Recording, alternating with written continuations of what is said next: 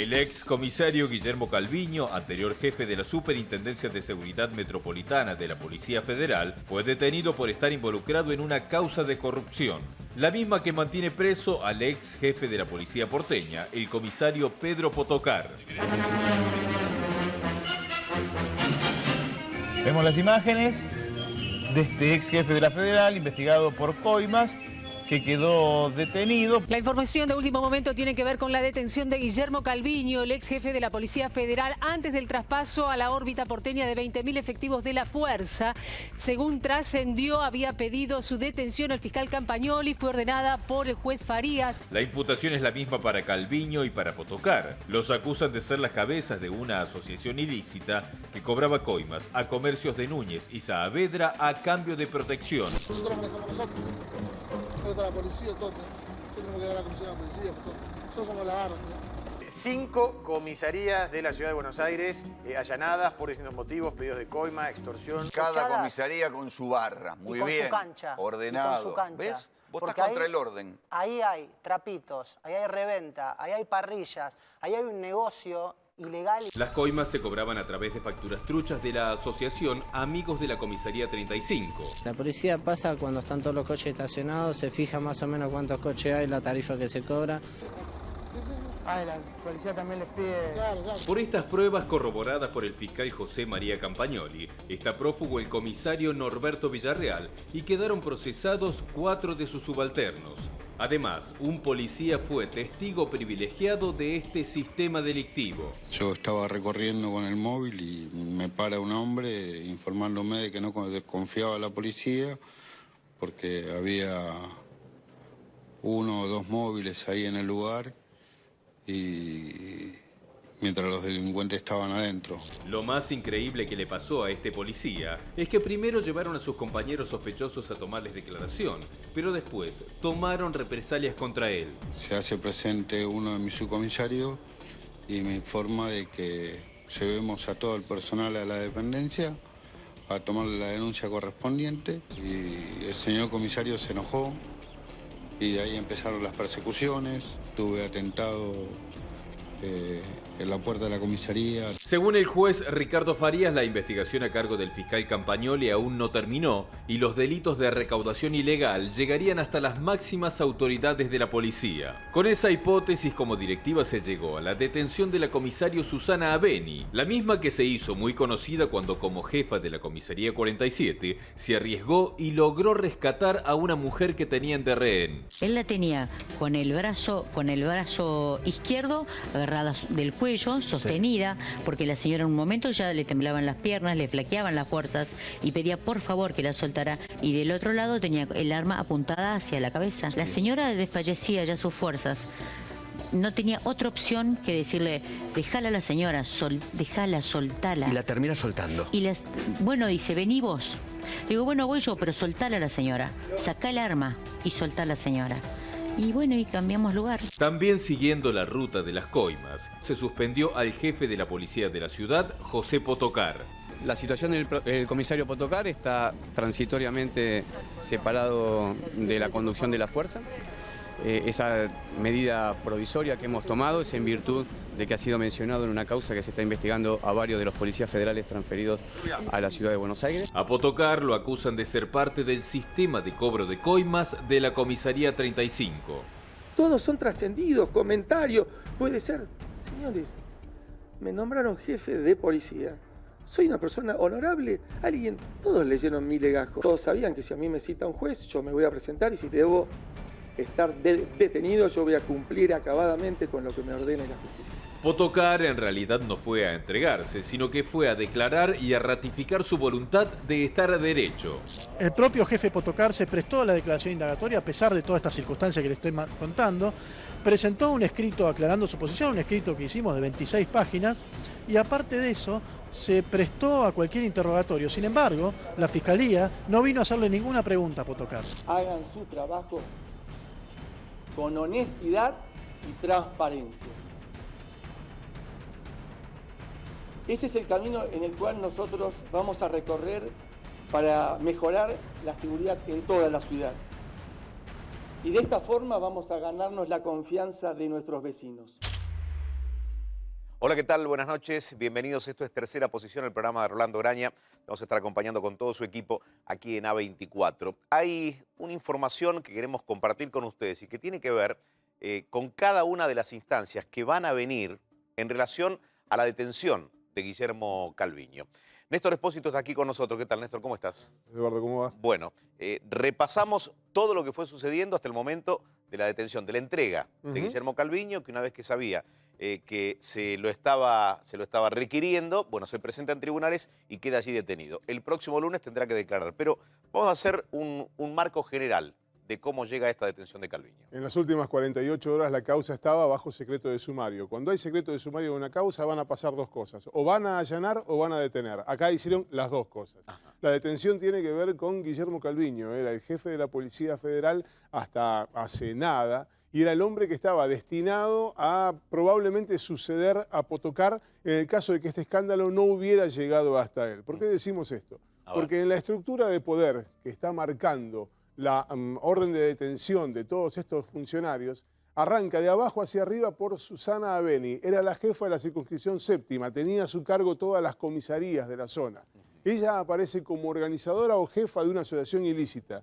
La misma figura que tiene el jefe de la policía de la ciudad de Buenos Aires, que es José Pedro Potokar, que también era funcionario de la Federal. Detenido en abril y en mayo, el 12 de mayo, renunciado de la fuerza. Por completo. Y además con un procesamiento confirmado por la Cámara, es decir, que el próximo paso podría ser el juicio oral y público. Hay una intervención previa a un tribunal. ¿Recordamos la operatoria? Sí, la operatoria que tiene que ver con una asociación ilícita y con una recaudación que llegaba a cada una de las comisarías, con un hombre que resulta clave y está prófugo, ya lo vamos a contar. El hombre que estaba prófugo y que parece ser la pieza fundamental, lo que falta de este rompecabezas es el comisario de la comisaría 35, la cabeza visible de esa seccional. Sí. Ahora, de allí para arriba aparecen Abeni, aparece José Pedro Potokar y aparece el detenido hoy, que es Guillermo Néstor Calviño. ¿Cuál es el cargo y cuál es la razón por la que él está detenido? Durante los primeros meses de 2016 era el titular de la SSM, la Secretaría de Seguridad Metropolitana, la Superintendencia de Seguridad Metropolitana. De la Federal, de la Policía Federal. La organización que tenía bajo su mando todas las comisarías de la capital federal. ¿Por qué aparece él? Porque en el famoso cuaderno, en ese cuaderno que fue secuestrado, que era propiedad de Villarreal, hoy todavía prófugo, inexplicablemente prófugo, aparecía una cantidad de dinero, una cifra en realidad, asociada al lado de la sigla SSM. Y no se había investigado esto. La Cámara le dijo, bueno, investiguen esto a ver qué es lo que pasa, y la consecuencia directa es la detención de él. ¿Termina allí la historia? No. Parece difícil creer que termine allí. Y vamos a explicar por qué y vamos a explicar por quiénes podría llegar a ir. A ver. Hay que correr la línea de tiempo hacia atrás. En el momento en que Calviño era titular de la Superintendencia de Seguridad Metropolitana... ¿Estamos hablando de 2015? Estamos hablando de 2015. En ese momento había un jefe de la Policía Federal que no era ni Potokar, ni Abeni, ni el propio Calviño. El jefe era Román Di Santo. Esta es la línea para arriba, hacia la cual parece indefectiblemente orientarse la investigación. ¿Y quién era el jefe directo de Román Di Santo? ¿Quién era el jefe político de Román Di Santo? Bueno, la expectativa, las miradas están puestas en quien tenía a su cargo la fuerza de seguridad en ese momento. Esto es Sergio Berni. Ahora, vamos a ir parte por parte. Las condiciones en las que se lo detiene o se termina entregando Calviño lo emparentan o lo asimilan a la condición por la que está pasando Potokar. Es decir, es probable que el próximo lunes, cuando se presente ante el juez Ricardo Farías, quien de alguna manera llevó para adelante lo que proponía el fiscal Campagnoli, lo que pedía el fiscal Campagnoli, digo, los pasos son quedar en condición de detenido. Hoy está en el edificio de tribunales. Sí, mira, hay una regla no escrita en tribunales. Si te detienen un viernes, no te van a liberar un lunes.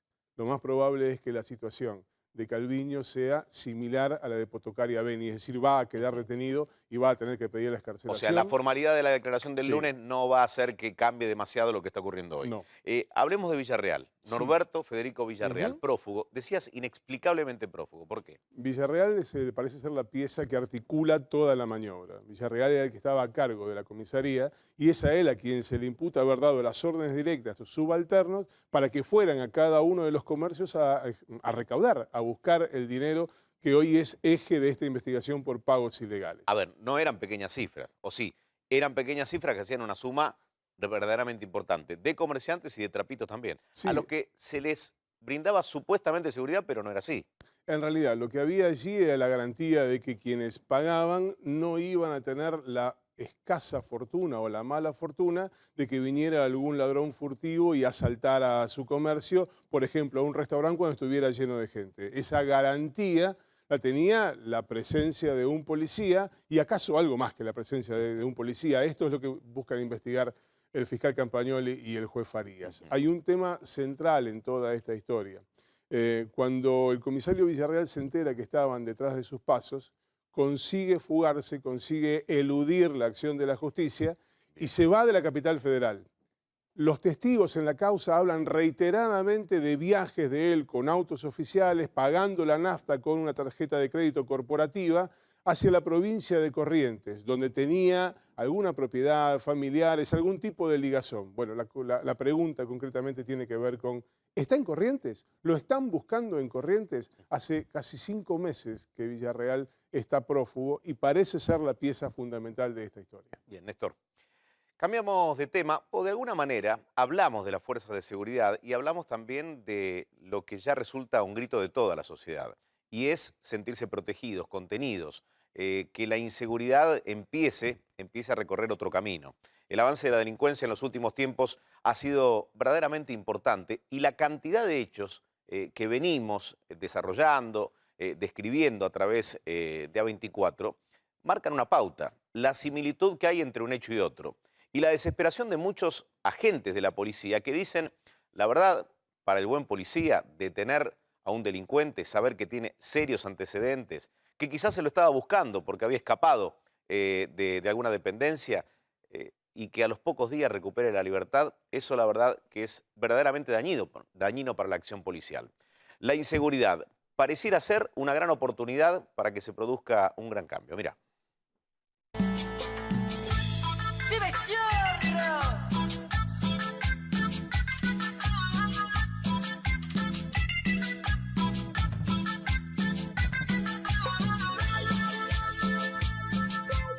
De las botas a los votos. La inseguridad explotó en plena campaña electoral y el incremento de los hechos de violencia comienza a marcar la agenda. Veníamos por abajo de Puente Clay por las 11:30 de la noche, de la casa de mi hija. Cuando venimos para acá veo 2 muchachos con una moto y si la moto pasó de largo. Cuando pasa de largo la moto, venía el 514 y los pasa. El pibe se da vuelta con una mano y empieza a tirar así, tiro al aire. Y en uno de esos tiros le pega al chofer en la cara. Él, sin tener nada que ver, iba con el colectivo, ya terminaba a 23:42 en Claypole, 3 cuadras antes de llegar a Claypole fue lo que pasó esto. Siempre salta cuando alguien fallece, tienen que esperar a que muera alguien para que salte y para que se mueva. Nosotros ya sufrimos la pérdida del compañero René Ruiz hace 3 años, ahora de nuevo, otro compañero más, la misma línea, no hay voluntad. En seguridad trabajamos todos como si fuéramos un solo equipo. Yo hablo todos los días con ministros de todo el país y estamos armando una task force entre todos y la verdad que eso es muy importante. La provincia está pasando por su peor momento en materia de seguridad. ¿Este es el peor momento? Sí, yo creo que de los últimos años no tengo duda que es uno de los peores momentos. Somos 5 amigos chorros de profesión, robamos a los pobres porque no somos ratones, buscamos la pija y entramos a un banco, pelamos los fierros y todos abajo. ¿Va a poder el gobierno revertir la tendencia creciente en inseguridad? ¿Qué le preocupa más de la provincia? Ahí está. Empecemos con esto. Empecemos, sí. Que me preocupa lo que no hace dormir a la gente, no me hace dormir a mí, que es la inseguridad. La inseguridad. La inseguridad es lo que a mí más me preocupa de la provincia. Que haya un plan. Es la obligación de un gobierno tener un plan. ¿Hay plan? No, no hay plan. La inseguridad. Este aumento exponencial de la inseguridad. Estos secuestros express, motochorros que aparecen por todas partes, gente que nos cuentan en los barrios que van con el celular y las cachetean a las chicas desde una moto para sacarles el celular.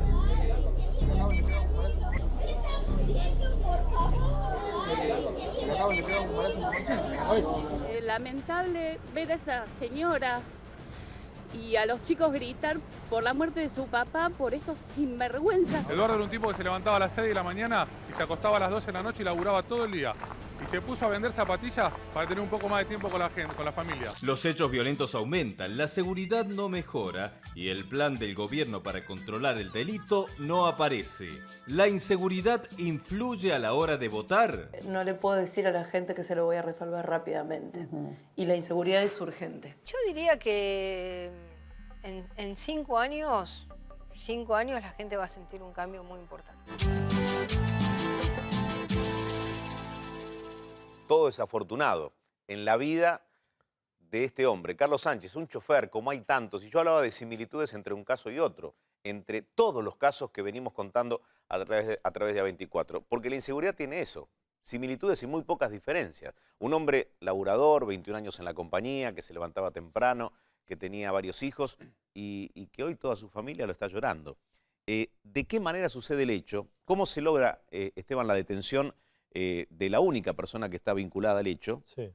¿Y qué pasa con el otro, con el prófugo, no? 5 hijos y un nieto, Edu, querido. Terrible realmente lo que ha sucedido con Carlos Sánchez. Hay un detenido, declaró hoy, Lucas Alexis Romero, 24 años. Yo no tengo nada que ver. Aporto testigos, busquen al verdadero asesino. Hay un prófugo todavía, se cree que es un menor de edad. Son de la zona de Quilmes, todo parece indicar. ¿Por qué? Venían de un raíz delictivo de Francisco Solano, el límite con Almirante Brown, el límite con Claypole, ingresan a Claypole, balean al colectivo, como todo el mundo ya sabe, y lamentablemente esa bala perdida que trasvasa el parabrisas termina con la vida del chofer. Este es el único detenido hasta ahora que declaró en la presente jornada. ¿Sabés que se pregunta mucha gente cómo logran detenerlo? ¿Cuáles son los elementos que llevan a este hombre como el responsable de disparar o de acompañar a quien disparó? ¿Vos tenés miedo que hayan detenido un perejil, eso me querés decir? La pregunta que me hago es esta, insisto. ¿Qué elementos hay para que uno piense que esta persona es quien disparó el arma o quien acompañaba al que disparó el arma? Testigos, básicamente.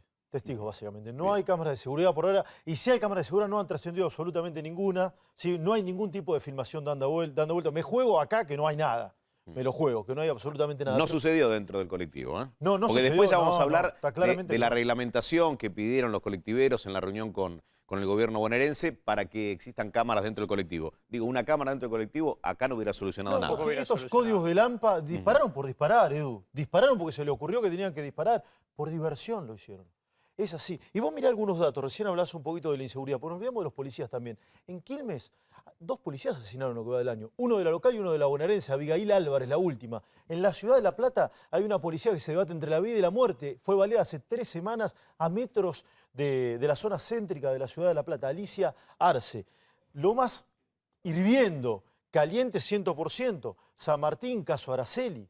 3 de febrero, ni hablar. ¿Sí? Y sumemos también lo que se da en Claypole. El conurbano está muy caliente, pero vos fijate que es en el lugar donde más policías hay. ¿Sabés cuántos policías hay en el conurbano, Edu? ¿Cuántos? Un policía cada 350 personas, sí. Promedio. ¿Saben cuántos en el interior de la provincia? 1 cada 1000. ¿Y dónde hay más inseguridad? Sí, adivinaste, en el conurbano. Por la concentración de todo, ¿no? Lo que te quiero decir es que no siempre que haya más policías es que hay más seguridad. En Puan, por ejemplo, o en Deró, en el interior de la provincia de Buenos Aires, el porcentaje es bajísimo de policías por habitante. En Lomas es uno de los lugares donde más policías por habitante hay. Se ocurrieron 6 casos tremendos en los últimos días en Lomas de Zamora. Enseguida vamos a presentar al doctor Ferrari, que va a estar aquí con nosotros para debatir el tema. Y a Claudio Yanmura, chofer de la línea 160. Gracias, Claudio, por estar con nosotros. ¿Qué tal? Buenas noches. Quiero que juntos veamos algo que tiene que ver, ¿no?, con lo que es el trabajo de ustedes, dónde se sienten inseguros, si ya no hay lugares o no hay horas complicadas, sino que ya la función de ser chofer representa para ustedes un riesgo de vida. Presten atención a esto. Muy apurado llega el chofer a la parada que corresponde. Los pasajeros que eran están muy impaciente que se hace tarde. Pintó el bondi. Cada vez hay más hechos de inseguridad arriba de los colectivos. ¿Es un riesgo hoy viajar en colectivo? ¿Tenés miedo de viajar en colectivo? Sí, o sea, el miedo siempre está. Manotean los celulares, todas esas cosas. Acá, por ejemplo, hay muchos ataques de piraña, 60, así de la nada, a un chico, no habrá tenido más de 25 años. Agarraron unos 3 vándalos así, agarraron y metieron una trompada pero impresionante y me empezaron a atacar entre los 3. Patadas y le dejaron los pantalones abajo y le sacaron todo. Siempre viajas con miedo, tenés que guardar las cosas, o sea, eso. Uno viene a laburar y la verdad que quiere llegar bien a su casa. Siempre que vuelvo me tomo el colectivo y después tomo el remis para llegar a mi casa. ¿Viste que hubo casos de inseguridad en los colectivos? ¿Te sentís con miedo? Y es un desastre porque no se puede viajar en ningún lado. Te hurtan, te meten la mano en el bolsillo. ¿Qué recomendaciones te dieron? No, te recomiendan, si, bueno, no sé, andás con billetera, teléfono, obviamente siempre guardado, mochila, obviamente siempre adelante, mirando, teniendo 4 ojos. Allá viene el colectivero, vaya despacio y mucho cuidado. La cosa está complicada, creo que estaría más bueno tener un poco más de seguridad acá arriba también, ¿no? Porque, no sé, hay tantos policías que, como muchos dicen, se les paga sueldo por pagar, creo que estaría bueno también por lo menos tener, aunque sea la última vuelta de la noche más que nada, o a la mañana muy temprano, que también está jodida la cosa. ¿Cómo está el trabajo arriba del colectivo? Últimamente hay grupos de chicos de 3, 4 personas que te suben por la puerta del medio, por la puerta de atrás, cuando nosotros paramos para subir o bajar pasajeros. ¿Qué haces vos en ese momento? Y nada, porque no alcanzás, son tan rápidos, tan hábiles, que cuando vos abrís la puerta para que descienda el pasajero, ellos ya suben y o roban celulares o lo que puedan. ¿Tuviste algún hecho de inseguridad? Mil. Que se te meten acá y te fanan a la gente, los celulares, las cosas, 1000. ¿Hay horarios que son más complicados?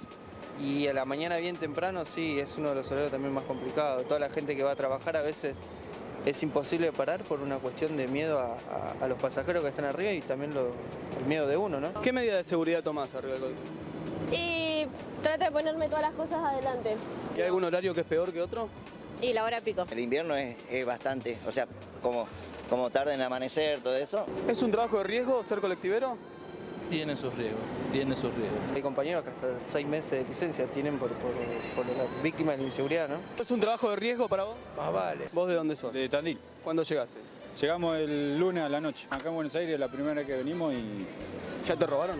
No, por suerte no. No. Venimos por suerte. Te recibieron bien. Venimos invictos. Trabajo de riesgo, preguntaba, ¿no? Es un trabajo de riesgo, claramente. ¿Es riesgoso también para los pasajeros? Y sí, vos me lo podrás contar, Claudio. Y bueno, también hoy día es riesgoso para los pasajeros por una cuestión que antes se cobraba con monedas y había una máquina que estaban las monedas y el ladrón o el delincuente venía sobre la máquina. Sí. Hoy viene sobre el chofer y sobre el pasaje, que es la gente que lleva dinero, celulares y distintas cosas. ¿Qué situaciones te tocó ver? Digo, que quizás simplemente atemorizan, ¿viste? Que de pronto sube alguien... Claro. Que muestre un arma, que pegue un grito. Sí, digo. bueno, tuve un inconveniente con un pasajero en la zona de Claypole, me subió en Don Orione, iba hasta Claypole y subió armado, me exhibió el arma que lo llevara porque estaba drogado, porque era guapo, porque lo tenía que llevar, porque a ustedes hay que cortarle los dedos, porque esto y todo eso. ¿Todo eso?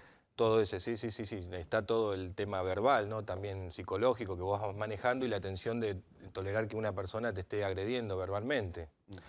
Entonces, bueno, esas cosas son bastante complicadas. La gente que va a comprar droga en ciertos lugares, que va mucha gente con pases de discapacidad, que son gente que va a comprar droga. Directamente, y vos conocés esos movimientos, digamos. Sí, uno ya conoce. Nosotros en el recorrido de Claypole, sobre la avenida Alsina, se llama la calle 6, les dicen, ahí era un lugar que era increíblemente, como iba gente a comprar droga y todas esas cosas, ¿no? Sí. Era un lugar bastante complicado y la gente ya subía. Yo tuve un intercambio con una persona drogada que estaba molestando a otra persona, tuvimos discusión y bueno, me vino a agredir y me defendí. Claudio, cuando escuchaste del asesinato de Sánchez, ¿qué pensaste? Digo, ¿qué te pasa por tu cabeza?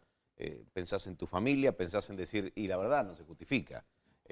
Claro, no, yo creo que el riesgo permanente. La muerte de nadie no se justifica, menos en un hecho así, ¿no? Porque muchas veces el trabajo de nosotros está mal visto, que dicen que nosotros, esto, el otro. Yo salgo a la calle a desarrollar mi labor de la mejor manera, por la gente, por mí, para evitarme conflictos. Y bueno, estas situaciones nos superan, las agresiones y todas esas cosas, por cosas que son ajenas a nosotros, el tránsito, la circulación. Sin dudas. Y todas esas cosas. Todo pareciera ser un polvorín, como que se va de las manos. El pasaje, doctor Ferrari, digo, ¿es algo que va más allá de lo que le pasa al resto de la gente, lo que le sucede hoy a los colectiveros? No, todo ¿O es parte de lo mismo? Todo tiene que ver con lo mismo. Este gobierno, el que se inicia, que ya va camino 2 años, yo te marqué al principio de la gestión de la gobernadora cómo empezaba el lío con la policía de la provincia de Buenos Aires. ¿Con qué empezó? Con pedirle simplemente la declaración jurada patrimonial a los oficiales jefes. ¿Y por qué eso es un error? ¿Qué encontramos? No es un error, es un acierto. Entonces, si pretendemos construir una policía diferente, debemos sanearla. El tema es cuántos son los buenos y cuántos son los malos. Evidentemente, todas las purgas que va sufriendo la fuerza a lo largo de casi estos 2 años de gestión de la gobernadora, esos personajes no se crea que se quedan en la casa esperando a ver qué pasa con su sumario. Bueno, pero a ver, 1 año y medio. Le han declarado la guerra al poder político. 1 año y medio de gestión. En la provincia de Buenos Aires estamos en guerra. Pero Ferrari, esto es un lumpenaje total, los que disparan contra los micros. Te cuento el caso... No, esos son 2 malvivientes que vienen al mejor estilo lejano oeste tirando tiros al aire. Podrás acusar a la policía que te liberó la zona, pero no hay una mafia policial detrás de estos 2 ñatos que le disparan a Mansalva a un colectivo. Es imposible cubrir objetivamente el territorio del primer cordón y el segundo cordón del Gran Buenos Aires con policía porque no das abasto. No das abasto por la extensión territorial y por lo complejo que es llevar adelante. O sea, vos saturás de policías los distritos más calientes y no pasa nada. Ahora sí sabemos, cuando sabemos, te está contando, y esto no es peyorativo, sino simplemente es descriptivo, te está contando, sabemos que hay una avenida donde va todo el mundo a comprar drogas, sabe los vecinos, sabe el ama de casa, sabe el colectivero, el remisero, y Claudio, no ni ningún sabe colectivero puede cambiar de recorrido. No pueden cambiar de recorrido. No, hay que ir por el recorrido. Y cuando le dicen eso a la empresa, digo... Como dice, creo que hay negligencia de parte de la policía en los controles. A nosotros nos hacen un control, suben que hacen una estadística en la policía. ¿Qué tipo de control? ¿Cómo es? Suben o desde la puerta, datos, nombre y apellido, DNI, legajo y un boleto, por favor. En ese momento se imprimió un boleto para presentar una estadística que se paró tal colectivo y tal cosa. Pero no es la forma, porque hay gente que ha parado el control policial, ha pasado el control policial y una persona armada... 2 cuadras más abajo te roba. Lo roba. Ahora, el objetivo de seguridad es solo eso, le pide el nombre... Exactamente, sí, nada más es no muy... revisan, sí, no suben, no es como cuando éramos chicos que te bajaban y te sacaban, te daban vuelta todo. ¿Pero qué querés que haga? Pero escuchá una cosa. Si hay que afectar garantías individuales en poder de la seguridad pública, tal vez sí. Mira, el año pasado, Néstor Soria, me dejás iba durmiendo en el micro, así iba, tirado en el micro, línea este, zona sur de La Plata. Le tiraron un piedrazo en una zona donde no entra nadie, el tipo murió de un piedrazo. ¿Qué responsabilidad puede tener la policía o un control? ¿Qué podría haber hecho? En este caso lo mismo, son 2 tipos de motos que disparan. Y además ¿Qué control al micro podría haber atenuado esto? Claro, pero yo no ando en la calle con un arma de fuego. También podríamos hablar de que hubiera unidades con vidrio inastillables, ¿no? También. Hay elementos técnicos que se pueden incorporar. Pero yo no ando en la calle con armado. Para el chofer. Está bien, no. Pero una cadena blindada tampoco me parece una solución. Ni tampoco la solución. Ahora, porque van a tomar el hablabas de las pasaje. garantías individuales, ¿no? ¿Vos decís que si hay que dar un paso diferente a los que se han dado? Tal vez habría que pensar si no restringiendo algunas garantías. Por ejemplo, sé práctico. Ser práctico y bueno, cuanto menos restringir la actividad nocturna, cuanto menos. Pero, a ver, ¿es aplicable, es viable eso? Todo es viable en pos de la... A ver, en los Estados Unidos la policía tiene una particularidad. Cuando van a enfocar o van a entrar a una casa donde hay malvivientes, ¿sabes qué hacen? El operativo Tormenta, Brainstorming. Storming, que es la tormenta. ¿Qué hacen? Barren con lo que encuentran. Si está el gato, hasta el gato matan, no dejan nada de vivo. Bueno, esto es así. Pero porque pasa en Estados Unidos está bien. Bueno, ¿querés toque de queda, Ferrari? Cuanto menos... Te lo pregunto bien, ¿eh? No hay problema, me conocés. Bueno.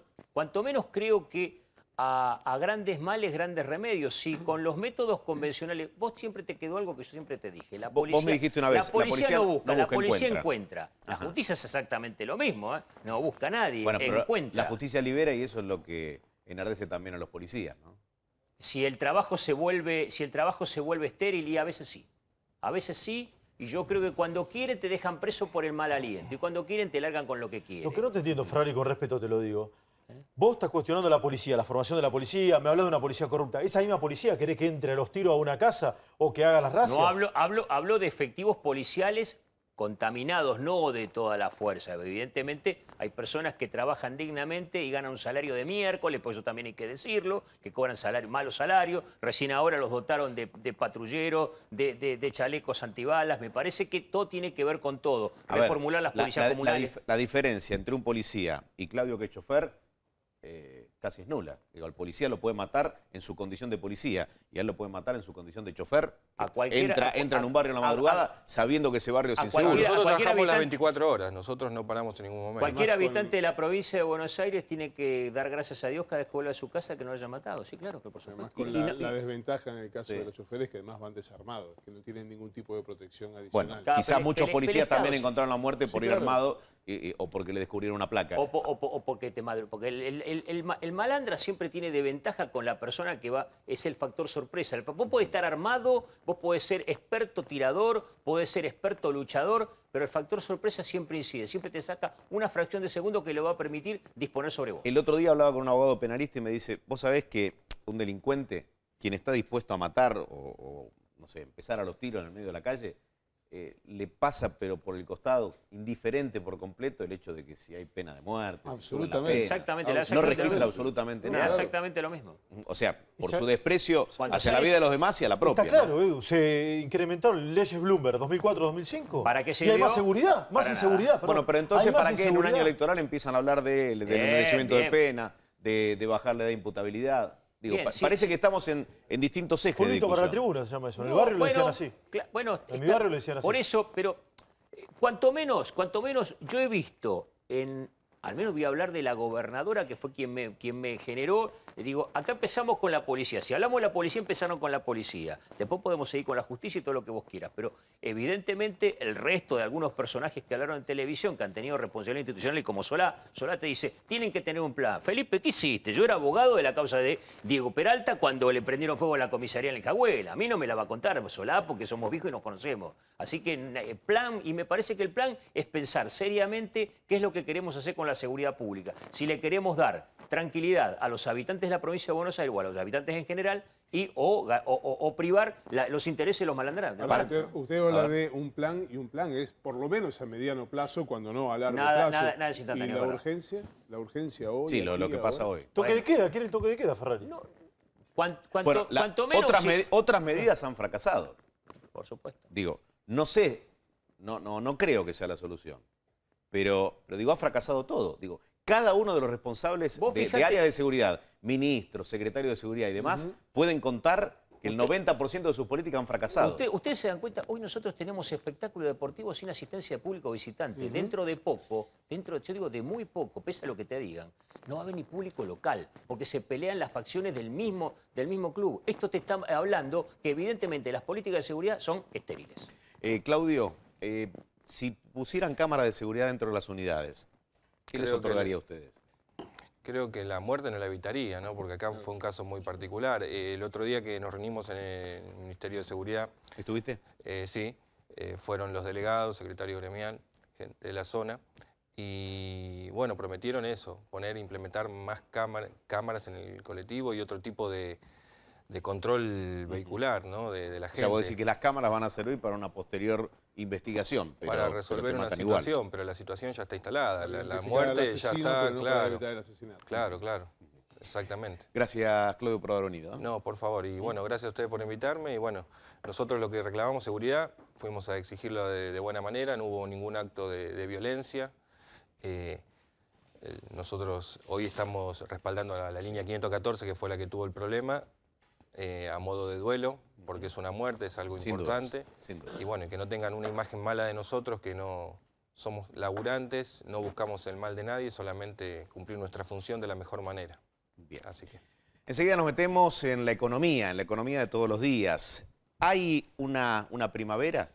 ¿Puede salir el sol en términos económicos? Según lo que dijo el ministro de Economía, Nicolás Dujovne, hay algunos brotes. Ya los vamos a analizar con especialistas aquí en nuestros estudios. Si todavía no pudiste cobrar tus deudas, Morosos Incobrables tiene la solución.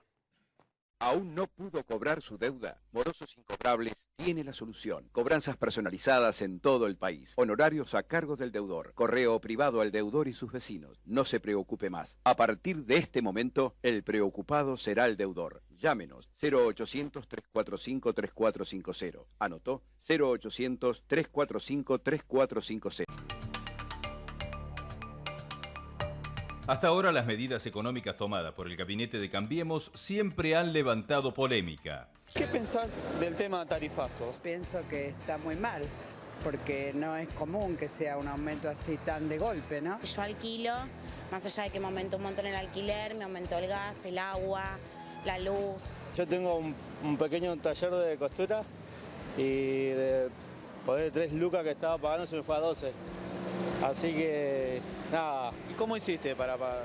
Tuve que echar a una persona. ¿Cómo es la situación de los jubilados en general? Si el jubilado que tiene un pasado bueno, entonces capaz que tiene, ¿te das cuenta? Pero el tipo que no tuvo un pasado bueno, ¿te das cuenta? Vive con lo justo. ¿Cobrás la mínima? La mínima, sí. ¿Te alcanza para vivir?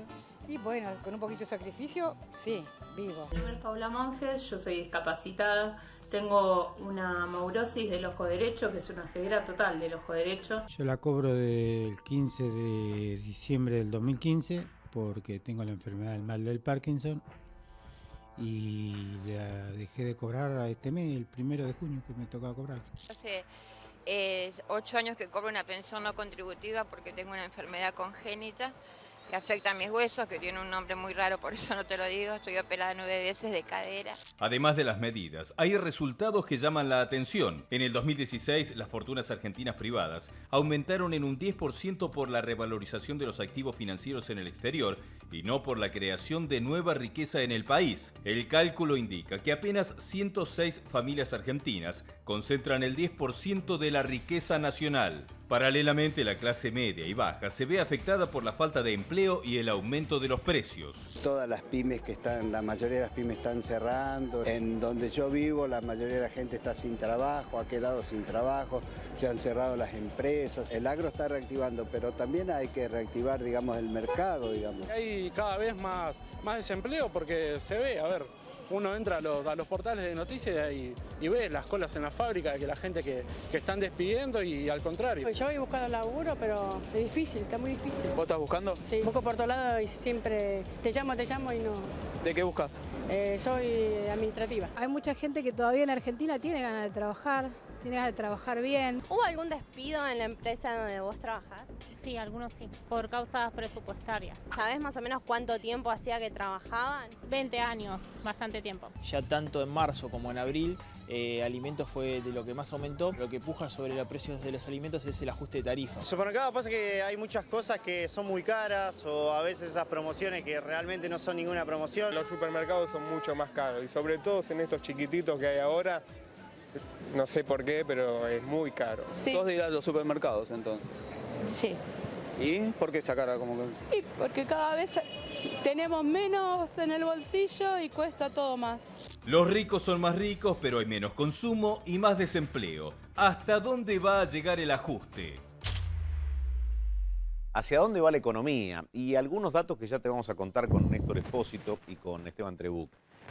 Algo que ha dicho el ministro de Hacienda, Nicolás Dujovne: la economía o el modelo económico que plantea el gobierno de Macri no cambia de acuerdo a que se trate de un año electoral o no. Néstor, tenías un dato. Sí. La economía, ¿hacia dónde va y cuáles son los datos concretos hoy? Hay una afirmación del presidente en las últimas horas que habla de una industria del juicio. Entender la industria del juicio como una situación artificial, es decir, la creación espuria de causas judiciales para obtener un beneficio también ilegal mediante el manejo de una causa. Como tal, eso no se comprueba en la realidad. Es incomprobable, es imposible de determinar. No hay una industria del juicio. Lo que sí hay son juicios laborales con reclamos por derechos laborales vulnerados, pero no una industria espuria de juicios para sacarle dinero o hacer quebrar a empresas. Una pregunta que se planteó durante estas últimas horas es: si no existiera una industria del juicio, si hay temor de aquellos responsables de pymes o de comercios de tomar nuevos trabajadores o nuevos empleados. Ariel Aguilar es presidente de CIMA, está aquí con nosotros. Gracias, Ariel, por venir. César Torres, diputado provincial de Cambiemos, gracias, César, por venir. Y nos acompaña también Oscar de Isasi, dirigente de ATE Provincia. A todos gracias por estar. Ariel, hay algo de esto que quizás no existe en la industria del juicio, pero en realidad sí hay cuestiones que tienen que ver con el temor de algunos comerciantes, pequeñas y medianas empresas a tomar gente. Lo interesante es que por lo menos se pone el tema de los juicios sobre la mesa, ¿no? Nosotros decimos que más que la ley del año 74, desde Cejera planteamos que es la ley de 1991, la 24013, la que al agrandar las indemnizaciones y demás lo que hizo es que por ahí algunos estudios de abogados, por eso cuando se habla de mafia, yo no lo pongo en ese lugar porque creo que se le está dando un marco de discusión política. O sea, se agiganta algo que genera más temor aún. Ahora que haya una mafia de estudio de abogados, yo no es algo que crea. Sí que hay abogados que por ahí le dicen a un trabajador, no arregles con la empresa que vamos a sacar más. Y al final por ahí terminan sacando menos de lo que hubieran sacado cuando se arregla. Porque acá hay que decir algo, la gran mayoría de las personas, de los empleados, no hace juicio. O sea, quieren trabajar, cumplen, muchos se retiran en la fábrica. Sí, y cuando se ponen en buenos términos. Pero aparte hay una situación. Primero, la relación de las pymes con el empleado es totalmente distinta a otras empresas. Uno le conoce la cara, charla todos los días. Cuando se va hay una situación de arreglo y la gran mayoría no tiene un problema. Entonces, el problema es cuando se hizo eje y se dijo que las pymes no tomaban gente por los juicios laborales. Y la verdad es que eso es correr el eje de la discusión. La verdad es que hoy no estamos tomando gente por la brutal caída del mercado interno, por la suba de tarifa, por la suba de los insumos básicos, por la suba de importaciones, que después si querés te doy números. Entonces, hay un contexto económico que hace que las pymes no tomemos gente. ¿Por qué? Porque esto del juicio en tal caso existía hace 2 o 3 años. Pero en un momento de consumo, de producción, de trabajo, todo va caminando. Es un tema para discutir, está claro, diputado? No lo hagamos el eje central. ¿Es así? Digamos, todas estas objeciones que se plantean al modelo económico tienen fuerza. Creo que separarlo por pedazos no es real, no es bueno. Me parece que, como recién decía, el tema de la industria del juicio, como dicen de la política, como dicen de los medios, como dicen en general, hay buenos y malos. Sí. No sé si hay una industria del juicio, desconozco, la verdad que no puedo aseverar que haya una industria del juicio. Lo que sí hay datos estadísticos son muy fuertes. Que en un año haya más de 26.000 juicios de esas características por despidos o negligencia o diversas situaciones. O sea, lo coloca en una por lo menos en la lupa, preocupante. Por lo menos en la lupa para mirarlo y estudiarlo. Permitime un segundo, porque vamos a escuchar al presidente Mauricio Macri. Sí, claro. Le habla un vecino. Bueno, hoy hubo varios tramos interesantes que vamos a ir repasando aquí en tercera posición. Mirá. En este corto plazo, ¿qué fuimos haciendo? Sacando la mugre de abajo de la alfombra, enterándonos que nos habíamos gastado todas las reservas de energía para darla gratis y ahora no teníamos energía y hay que aumentar todos los servicios alrededor de la energía, el agua, el transporte, con lo cual a todo el mundo le cuesta entre 5 y 10% más llegar a fin de mes porque ahora pagás cosas que antes no pagabas. Más allá del agua, más allá del agua, de la luz, del gas, ¿sí? ¿Qué afectó mi capacidad de consumo? Mi capacidad de consumo es el hecho de que yo voy al supermercado, ¿sí?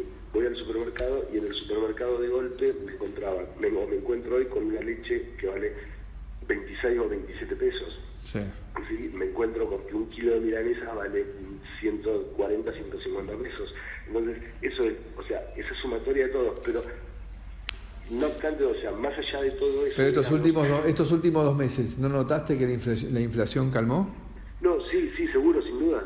No, te pregunto en serio, te voy a preguntar, porque a veces yo veo el índice del INDEC y por ahí no lo ves, no lo sentís. No, sin dudas que sí, sin dudas que en estos 2 meses, es como que se frenó un poco más todo. También hay que entender que acá hay una cantidad de empresarios vivos que cada vez que hay 2 de inflación te enchufan 4 y por las dudas te enchufan 8.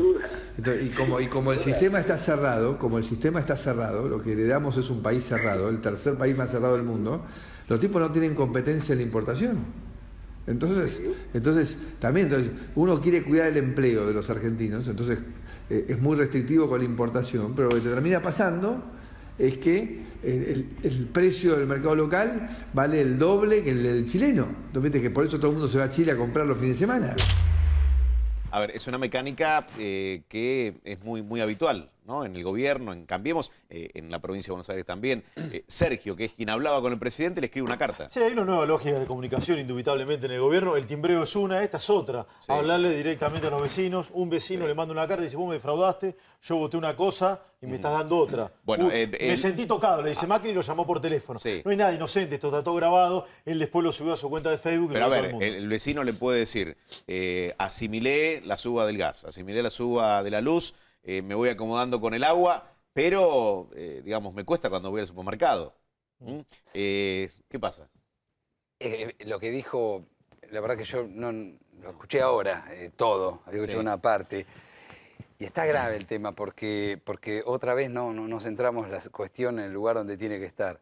Entonces, cuando hablamos de la inflación en alimentos para la gente fue, creo que en este mes, el doble de lo que fue la inflación normal. En alimentos siempre es superior, Sí. ¿no? La inflación en alimentos. Más allá del índice. Más allá del índice. total. Si medimos solo alimentos, Sí, sí. los que nombraba el señor, entonces cuando vos analizás que le suben las tarifas, que le suben los alimentos, que le sube la prepaga y que le sube el colegio de los chicos en algunos casos, de los que van, digo, ¿cuándo le va a quedar un margen para poder comprar algún producto de fabricación nacional? Y lo otro, esto que se está diciendo de hay que abrir la importación. Nacional o donde quiera comprar. No, pero está claro. No, de lo que quiero comprar está claro. Pero bueno, a mí me toca hablar del lado de la producción nacional, está claro. Lo que digo, ¿viste cuando él plantea hay que subir las importaciones para que bajen los precios? Primero que eso no es cierto. Argentina no estaba cerrada al mundo. Te voy a dar datos de mi sector. En el año 2015 entraron 15 millones de productos. No estaba cerrado. El problema es que al año siguiente tuve 25 millones de productos. Se trata del modelo. Sí, pero ojo, porque cuando decimos ese tipo de cosas, vamos a subir las importaciones para que bajen los precios. En el 2015 nos subieron a nosotros un 30% promedio, todos los bienes finales de consumo, y la inflación fue del 40%. Sí. Entonces no funcionó de esa manera. Bien, le damos la bienvenida a Manuela Castiñeira, dirigente de Izquierda. Gracias, Manuela, por estar con nosotros. Muchas gracias a ustedes por la invitación. Y quiero escucharte, Oscar, a ver, como dirigente de ATE y en materia de economía, ¿te queda claro hacia dónde va? ¿Crees que pueden venir meses un poquito más aliviados para el trabajador? Yo digo, para no entrar en esto del primer semestre, segundo semestre, en datos técnicos, en algunas trampitas, me parece que lo que tenemos que analizar es qué ha pasado desde que asumió Macri hasta por lo menos marzo del 2017. Me parece que ahí está la cuestión. Nosotros claramente vemos que el gobierno, que sí surgió por el voto popular, rápidamente empezó a representar los intereses de los grupos más concentrados. Es por eso que en este tiempo lo primero que hace es eliminar las retenciones a las exportaciones a los granos y a los cereales, y de un plumazo se transfieren 125.000 millones de pesos de todos los argentinos a los sectores exportadores. Lo segundo que hace es eliminar las retenciones a las mineras, también otra transferencia formidable. En el primer cuatrimestre del año 2016, en función del retraso de salarios y el aumento de la inflación, se transfirieron a los grupos empresarios 65.000 millones Pero de digo, pesos. más allá de esos números grandes... Quiero llegar a esto, A ver. Bueno, para ver qué es lo que pasa, si hay errores o no hay errores. Y lo que pasa es que muchos se quejan porque no llegan a fin de mes. Bueno, eso es lo que pasa, más allá de los números grandes o de favorecer la determinación. Veamos del otro lado, o sea, benefician a los grupos concentrados. ¿Cuál es el otro lado? En 15 meses hay 750.000 pobres más, de los cuales 500.000 van a la indigencia. La mitad de esos son menores de 14 años. Veamos los trabajadores y trabajadoras, a ver qué pasa. Tenemos un proceso de despidos que llega a alrededor de los 300.000 despidos en estos 15 meses. Los salarios, no es nuevo, están muy por debajo del proceso inflacionario. Veamos ahora la pequeña y mediana industria, pequeño y mediano comercio. En estos 15 meses desaparecieron 5.000 empresas pequeñas y 25.000 comercios. Por lo tanto, es una ecuación muy sencilla. A ver, ¿es un proceso de transformación? A ver, Manuela. En primer lugar, decirte que cuál es el reflejo directo, concreto, de todas las políticas del macrismo. Acá se hablaban de todos los números, lo que fue la transferencia y demás. Hoy en día se puede traducir en una real desmejora de las condiciones de vida de las mayorías populares. En primer lugar, entre los trabajadores, que han atacado inclusive ahora hasta el colmo de las personas con pensiones por discapacidad. Bueno, volvió el gobierno sobre eso. No está claro todavía. ¿Qué son las mayorías populares, claro. Manuela? Igual, ¿Qué son las mayorías populares? Porque si no me lo conceptualizás, todos los que lo no sé. son los empresarios y los pudientes y los acomodados. Todas las personas que tienen que trabajar para llegar a fin de mes y cumplir un horario. toda persona que tiene hijos y que no le sobra para irse a Miami o a Nueva York. Es un sector muy amplio de la sociedad que no está beneficiado. No es una mayoría popular para vos. No es una mayoría No, popular, es una minoría. Es una minoría que está ultra beneficiada en este gobierno. ¿Ultra beneficiado? ¿Eres empresario? ¿Vos estás ultra beneficiado? No, pero te digo una cosa para terminar. Me imagino que está planteando desde otro lugar, cuando hablan de la transferencia de recursos, no fue hacia las pymes la transferencia de recursos. Digo, esto está claro. Igual, pero te entiendo dónde vas. Pero de cualquier manera, empresarios medianos, empresarios más grandes, al fin y al cabo, son todos empresarios. Y acá, o sea, cuando se quiere hablar de la economía... un gran empresario de una multinacional a alguien que representa... No directamente, en general sí, están de otro lado. O sea, los colocás en el lugar de los malos de la película. Y son los que se llevan las ganancias. Vos pensás, pero son los que le otorgan un trabajo también a un empleado. Sí, pero depende cómo. El 70% de los trabajadores que están en negro en la Argentina están en estructuras laborales de 5 o menos empleados. Sí. O sea que yo los entiendo, pero no son ningunas carmelitas descalzas. Sí. También están apoyando, por ejemplo, a los dichos del presidente con la CAME y compañía sobre el problema de que aquellos trabajadores que quieran recurrir a la justicia porque tienen alguna enfermedad o algo, están en la industria del juicio. Resulta que es una industria del juicio cuando a un trabajador le cortan un brazo y tiene que ir a reclamar justamente su indemnización. Ahí es industria del juicio. Pero cuando no se ponen las condiciones de seguridad y higiene en el lugar de trabajo, entonces, ¿de qué lado estamos? Nosotros estamos del lado de los trabajadores y vemos que son los que están afectados, porque este no es un gobierno de personas. Este es un gobierno de empresarios. No les interesan las necesidades y los problemas sociales. ¿Cuándo empezaron? Más allá de que se hayan pronunciado, como dijo Oscar, en los últimos tiempos. Los problemas del trabajo y de los trabajadores han empezado con el kirchnerismo, sin duda, que no cambió los problemas de fondo, que sale a defender el impuesto al trabajo, mal llamado impuesto a las ganancias, y que no ha cambiado, por ejemplo, lo que sucede hoy, que es un drama, que es la precarización laboral en la juventud. ¿Y tuvo oportunidad de cambiarlo? Tuvo oportunidad de cambiarlo, lo que pasa es que no hizo nada y ahora llega el macrismo, que es un gobierno mucho más de derecha y está empeorando radicalmente la situación de las mayorías populares. ¿Diputado? No, la verdad que me sorprende que tan joven tenga esa cosa de izquierda a derecha, pero bueno, es parte de las formaciones que cada uno tiene ideológicamente. Me parece que estar planteando de que es un gobierno de derecha, de que una pyme es lo mismo que un empresario, de que todos los empresarios son... Ningún miembro de pyme es una carmelita descalza. Ir contra una cámara o ir contra un kiosquero o un pibe que tiene que laburar todos los días. Bueno, pero hay un comercio que es un comerciante que mantiene una familia y le da trabajo a 3 personas mínimo. Señora que tiene el kiosco en el living de su casa está mirando, señora, no estoy hablando de usted, quiero aclarar. A mí me parece, perdóname, yo te escuché atentamente, dame un minutito. A mí me parece que el discurso de lo popular y lo que está enfrente es malo, digamos, se terminó por lo menos hace 1 año y medio, un poquito más. Me parece que hay que respetar cuando uno habla de que no le preocupa a la gente, digo, o que en Cambiemos o en el gobierno que conduce Mauricio Macri no hay gente que se preocupe por los que menos tienen o los que le va mal, porque eso es generalizar sin ningún tipo de conocimiento. Digo, me encantaría, digamos, en algún momento comparar por dónde caminamos, con quién hablamos y qué hacemos durante nuestras 24 horas del día o las 16, 17 que laburamos, para ver, digamos, quién está más cerca de la gente que necesita. Ponerme el sello, que yo soy el defensor de los trabajadores y los que están enfrente son los malos y hostigadores, es facilísimo en la Argentina. Ya vimos Venezuela, Cuba, digo, tenemos un montón de modelos parecidos. Ahora, desvirtuar en qué, por ahí lo que le está pasando, lo que recién comentaba él con el tema de la pyme, o las estadísticas que da el compañero de ATE, que no tengo la facilidad de números que tiene él, pero son números concretos lo que está planteando. Digo, me parece que es diferente. Entonces hay como distintos panoramas en los que estamos tratando. Acá hay un gobierno que toma un país y está llevando una política adelante, que en algunas situaciones se da cuenta de la problemática que tenemos y además, recién tocaron el tema de la minería. Hay que ir a explicarle a San Juan, a La Rioja, a Catamarca, ¿cuántas fuentes de trabajo genera la minería? ¿Cuántas?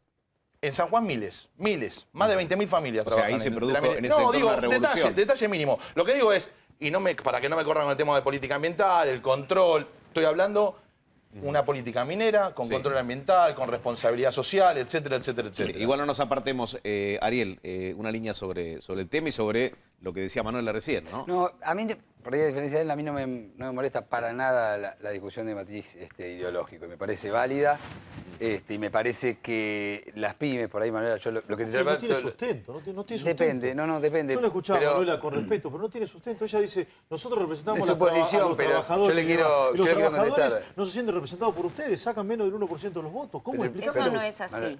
Primero, no es así. ¿Cuántos votos sacaste en la última elección?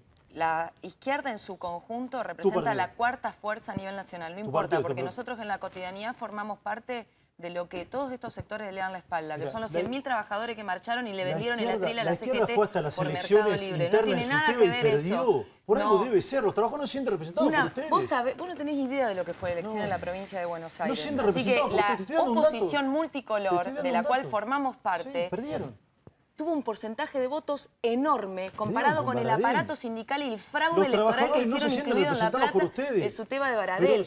Vos tenés a la burocracia que la defiende todo el Estado y está diciendo que la izquierda no tiene fuerza. No es así. Y los trabajadores no se sienten representados por ustedes porque no los votan. Los trabajadores votan a otros. Disculpame, los trabajadores votaron a Macri porque Macri le mintió y le dijo que iban a estar mejor. Y eso no es el problema. El problema es que acá Macri tiene que explicar por qué los trabajadores hoy le dan la espalda y no echarle la culpa a la izquierda por eso. No importa eso, porque sí nos van a votar. Te cuento que sí nos van a votar. Lo que nosotros hacemos es estar cotidianamente con esos sectores. No importa lo que vos pienses. Lo que importa es que la gente que está mirando sabe que cuando tiene un problema salarial está a la izquierda. Los choferes cordobeses saben que cuando todo el radicalismo le fue a votar en contra de su derecho a la huelga, tenían a la izquierda al lado. Los docentes saben que tienen a la izquierda al lado. Porque todas las mafias electorales impiden que la izquierda pueda crecer en materia electoral. Es una guerra de aparatos. A ver, Ariel, terciar en esto, por favor. Sí, a ver. Si la legitimación de la defensa de una idea se da con la cantidad de gente que te vota, estamos complicados. No, pero ella me dice, nosotros representamos a los trabajadores como si los otros que no. Una cosa es la representación y otra cosa es la defensa. A ver, la mayoría de los trabajadores tiene la línea de pensamiento de Manuela. No, esa discusión. Lo que estoy diciendo es que hay muchos sectores que representan a los trabajadores. Y la realidad, Manuela, yo esto te lo digo porque hay un montón de empresas pymes. Vos calculás que las empresas pymes, el 52% son empresas de menos de 10 personas y son las que generan el 80% del empleo. Que hasta el 2015 llegaron a tener una participación en el producto de casi el 43%. Por supuesto que la discusión es válida, la discusión hay que darla, pero lo que tenés que tener claro es que las pymes argentinas van a vivir en un contexto de que los trabajadores tengan poder adquisitivo. Y bienvenida sea la discusión paritaria de todos los años y que no perdamos esa posibilidad, porque además no es solo por los trabajadores, se funden nuestras empresas pymes, que te digo. Entonces, lo que te quiero decir, vamos a discutir paritaria, esta discusión hay que darla, pero me parece que la otra posición que vos planteás por ahí es una discusión superadora, pero no está mal discutirlo de lo ideológico.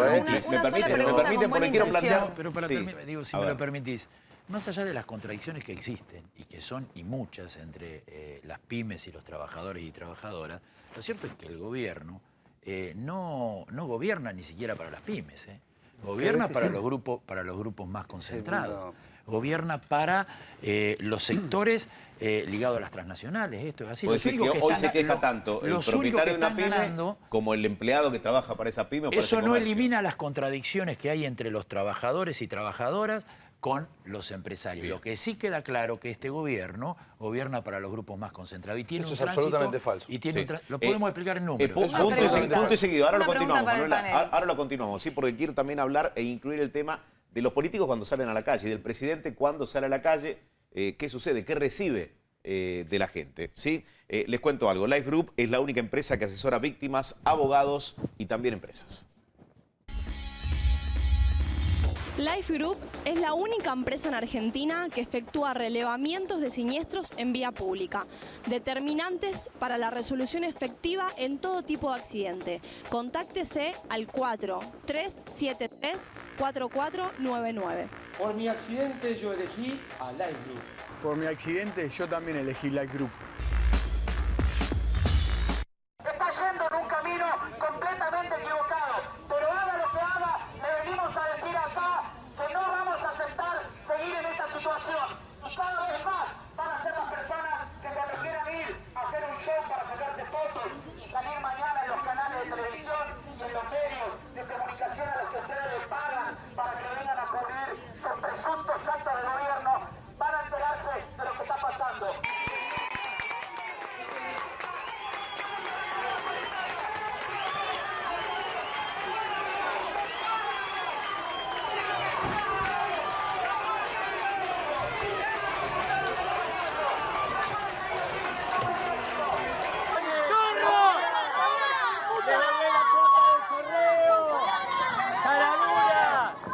de la puta! Muy bien, eso es lo que son. Así.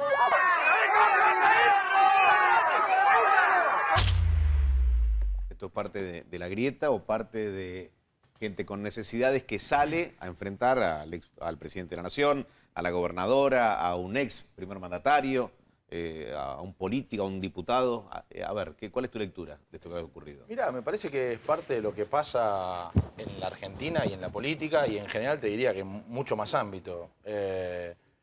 Ahí había dos pecheras que no se vieron públicamente, digo, pero se vio, el que conoce un poco las marchas, digo, había dos pecheras de la CETEP. Yo no creo en las casualidades, estaban visitando un comedor. Me parece que ese tipo de actitudes, ese tipo de scratches, que ni siquiera creo que haya sido un scratch. Una operación, un scratch es otra cosa, instrumentado. un scratch es otra cosa mucho más pesada y diferente, y además cuando se hicieron los scratches se hicieron con una ideología firme y contra algunas personas que merecían ser escrachadas. Esto es otra cosa, esto es un enojo acompañado y con demasiada cartelería preparada, digo, para esta situación. Lo que digo o sea, vos lo ves armadito, digamos. ¿No Susteva lo reconoció? Si hay un posteo. Digo, ¿Deja de tener fuerza el reclamo? No. Lo que estoy diciendo es, arranqué diciendo, es parte de lo que te tiene que pasar.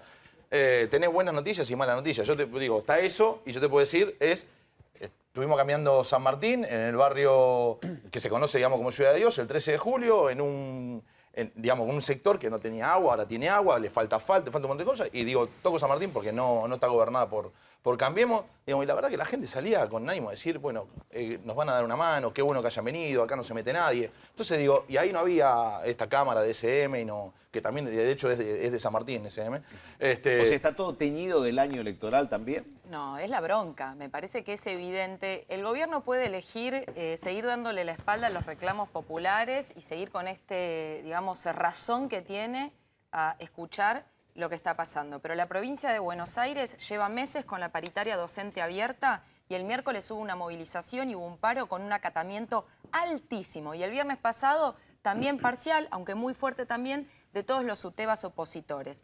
Hay una bronca bárbara por el salario que no alcanza, hay un malestar creciente. Yo, no sé ustedes, me tomo colectivos, subte, trenes y la gente en las colas ahí habla realmente... maldice al gobierno, habla de los problemas económicos y tiene mucho malestar. Los compañeros Valentina Alsina en una recorrida me decían los otros días que en el barrio hay tristeza, porque el vecino al lado no tiene laburo, porque el de la esquina lo echaron, el de mitad de cuadra que tiene un taller mecánico, nadie le lleva el coche. Eso es lo que expresa esto. Si el gobierno quiere, como hace la gobernadora Vidal, darle la espalda a los docentes que hacen parazo y reclaman por el salario y sigue sin dar respuesta, bueno, va a aumentar la conflictividad no le da la espalda. El problema es que le siguen echando... Lo que yo les quería preguntar a ustedes es que por qué todas las soluciones que propone el gobierno... Hay un montón de situaciones. De uno. Es una sola pregunta para que usted me conteste. ¿Por qué todas las soluciones que propone el gobierno para el país son un ajuste al trabajador? Pero estás hablando de María Eugenia Vidal o estás hablando del país. A todo, es lo mismo. A la provincia y al gobierno nacional. Sos tan amplia, porque ustedes lo que dicen, no, es muy concreto. Problemas laborales, industria del juicio. Hay un reclamo en el Tigre, un escrache organizado. ¿Por qué todo usted no tiene responsabilidad de nada? La izquierda está medio acostumbrada a mezclar las cosas y cambiar los títulos. Digo, te estoy diciendo claramente. ¿Tenés un problema con la izquierda? No, ninguno. Además, milité con chicos del Frente 16 de septiembre, vos sos muy jovencita, también en eso, digo, yo tengo algunos años y siempre compartí diálogos, centro de estudiantes. Estuve buenísimo, digo, entendiendo, ¿no? Hicimos jornada de trabajo solidaria juntos. La verdad que no me desune nada. ¿Cómo? Que no parece, porque estás cuestionando la ideología. No, yo dije, igual no tan importa, jóvenes llevando de izquierdas a derecha, cuando en realidad, si te preocupan los trabajadores, como decís vos tenés que fijar, ahí está, si te preocupan los trabajadores, no tenés que fijar una postura sobre los trabajadores que acompañan a la izquierda, son todos los trabajadores. Vos recién decías, lo de Suteva, yo no voy a ser el defensor de el secretario general de Suteva. Ahora, usted de la izquierda, la multicolor, firmó los padrones con los que fueron a elecciones. Entonces, si ustedes aprobaron la firma de los padrones, sí, no digas que no, fue el Ministerio de Trabajo. La gente que está mirando no entiende nada de eso. Hubo muchísimos reclamos por el tema de los padrones. Pero reclamos hay siempre. Reclamos hay siempre. Cuando pasa esto, a ver, vos desde dónde me podés decir a mí dónde me puedo meter y dónde no. ¿Por qué la propuesta? ¿Quién te dio el mandato a vos para decir vos acá podés opinar y vos acá no? ¿Te pones nervioso? No, es que vos me estás diciendo, me estás poniendo en un lugar. ¿Por qué la única propuesta es el ajuste a los trabajadores? No es ajuste, no es ajuste. ¿Por qué la única si lo propuesta querés es el vender como pruebo ajuste, está maravilloso. Es tu problema tu ideología, tu formación, no lo estás planteando vos. Mientras vos hablas de ajuste, nosotros estamos invirtiendo 30.000 millones de pesos en obra pública en la provincia de Buenos Aires. Ustedes 30.000 millones, históricamente, hace 40 años nos invierten 30.000 millones de pesos. Mientras vos me decís eso, en General Rodríguez le dimos a 800 familias que tienen agua ni cloaca, que no la tenían. Fuimos a Cuartel Quinto, en Moreno, y estamos trabajando con la gente para que vuelva a tener agua sin cloaca. Digo, eso es lo que estamos haciendo. Se van a chocar la cara contra la pared en las elecciones. ¿No te das cuenta que la gente tiene bronca, la pasa mal? Que hay millones de pobres, que hay 10% de desempleo y vos me seguís diciendo que en una cuadra hiciste cloaca. No estoy negando los pobres. Es una vergüenza lo que decís. Yo no niego la pobreza y me hago cargo de lo que estamos haciendo. ¿Cuál es el plan económico? Cuando vos discutís si hacemos o no hacemos, yo te digo 30.000 millones de pesos en inversión en obra pública. Cuando vos me decís, no están haciendo nada con la educación, te digo, cambiamos el sistema de educación. Hoy vas a los colegios y el 1.600.000 chicos que van a los colegios recibe otra dieta de comida y no solamente 2 vainillas con té, como se pasaba históricamente. Bueno, hoy es distinto el sistema. A ver, eso no me lo puede discutir. Oscar, digo, ¿se crece con intercambios como estos? A mí me parece que pensar que los conflictos sociales que hay en el país, centralmente en la provincia de Buenos Aires, son un operativo de la oposición, lo menos que es un error. Nosotros pero en un momento le dice colocar cloacas o poner clocas en una cuadra, cuando él habla de una cifra de miles y miles de millones. Alguien, a ver, como observador, alguien me está mintiendo. Pero vos me preguntás. O por otro lado, los invito a que vayamos a recorrerlo. Si me preguntás, déjame responder. Yo no opino sobre las intervenciones, las discusiones que tienen los demás. Opino, primero, colectivamente, en nombre de mi organización, y sí quiero fijar posición al respecto. Creo que es un error, por lo menos un error del gobierno, pensar que todo es un operativo de la oposición, la creciente conflictividad social. Hay datos de la realidad que dicen que en la provincia de Buenos Aires la crisis se descarga sobre los trabajadores y los sectores más vulnerables. Nosotros participamos en 3 de las 4 grandes paritarias, que es la de profesionales de la salud, la de los enfermeros, auxiliares de la educación y administrativos, y la de los docentes. La otra es la judicial, donde tienen representación otro gremio de la CTA. 2 sectores de lo que hubo para esta semana. Bueno, claro. Sí, pararon todos. Todos los estatales paramos ese día. En esas paritarias, todas las ofertas salariales no permiten ni por lo menos empezar a discutir la recuperación del poder adquisitivo que hemos perdido en el 2016. En la provincia de Buenos Aires hay 19.500 trabajadores, 11.500 auxiliares de la educación que van todos los días a hacer la limpieza, que van todos los días a darle de comer a los pibes, que no tienen estabilidad laboral. 5.000 enfermeros, médicos, psicólogos, trabajadores sociales que tampoco tienen estabilidad laboral. El presupuesto de salud en la provincia de Buenos Aires disminuyó 1 punto en relación al año anterior y es el más bajo comparado entre todas las provincias, igual al de Capital Federal, pero con 4 veces su población y una deuda social que todos conocemos. Desarrollo social. Desarrollo social en el año 2015 era conocido como el Ministerio Fantasma en la época de Scioli porque no resolvía nada. Hoy, por medio de la ley de ministerios, se unificó desarrollo social con niñez. Ambos juntos tienen menos presupuesto en relación al total que ese presupuesto fantasma del 2015. Se han cerrado todo tipo... O sea, ¿sigue siendo fantasma? No, es doblemente fantasma. La provincia de Buenos Aires, por eso yo digo que esto contraponer al ciolismo o al gobierno anterior con me parece que es más un fuego de artificio político-electoral que en la realidad. Tienen más similitudes que diferencias. El gobernador Scioli, en sus 8 años de gobierno, triplicó la deuda. Arrancó con 30.000 y terminó con 90.000. Bien, la extranjerizó porque la mayoría en su origen era con el Estado Nacional y terminó con la mayoría tenedores de bonos. ¿En este tiempo? En este tiempo aumentó en 100.000 millones en 2 ejercicios la deuda de la provincia de Buenos Aires. Deuda que va a hipotecar el futuro de los bonaerenses. Menos la izquierda se la votaron todo. Menos la izquierda se la votaron todo. Pero absolutamente. Me dejas un dato que va a reafirmar. Quiero concluir con algo. Déjame terminar con algo. Déjame terminar con algo. Entonces, me parece que no es ofender a quien está en el gobierno. Es un dato de la realidad que este gobierno no tira un centro para este lado, que lo que hace es en el menor tiempo, mientras dure el consenso electoral, que se pone en discusión en octubre, lo que hacen es transferir riquezas e intentar reformar el Estado para condicionar en el tiempo que viene. Esto es así, no se puede parar la lluvia con las manos porque se van a mojar. Creció la desocupación, creció la pobreza, creció el cierre de empresas pequeñas y de pequeños comercios, y ese es un dato de la realidad. Entonces están gobernando para los grupos más concentrados. Un dato estructural, el médico en la provincia de Buenos Aires gana 15.000 pesos. un diputado gana más de 100.000. Un auxiliar de la Cámara, déjame. Dele La Cámara nomás. de Diputados de la Provincia de Buenos Aires incrementó su presupuesto este año un 50%. Salud, menos de 30%. Educación, 26%. Quiere decir que hay un tema estructural, indubitablemente, que hay que cambiar. ¿Me permitís un Que hay segundo? que cambiar. Te estoy dando la razón, Pero no, un segundo, quiero abrochar Te quiero aportar algún dato y el último. Todas las paritarias en Provincia de Buenos Aires, excepto un sector de los estatales, están abiertas. Ninguna se ha acordado. Hay un tema estructural que indudablemente hay que cambiar. María Eugenia Vidal dice en cada medio, y lo ha dicho también en este canal, arranca diciendo la provincia está quebrada. ¿No? Si uno asume esa premisa, dice, bueno, más o menos las migajas que nos den, más o menos las tenemos que agarrar. Pero eso no es así.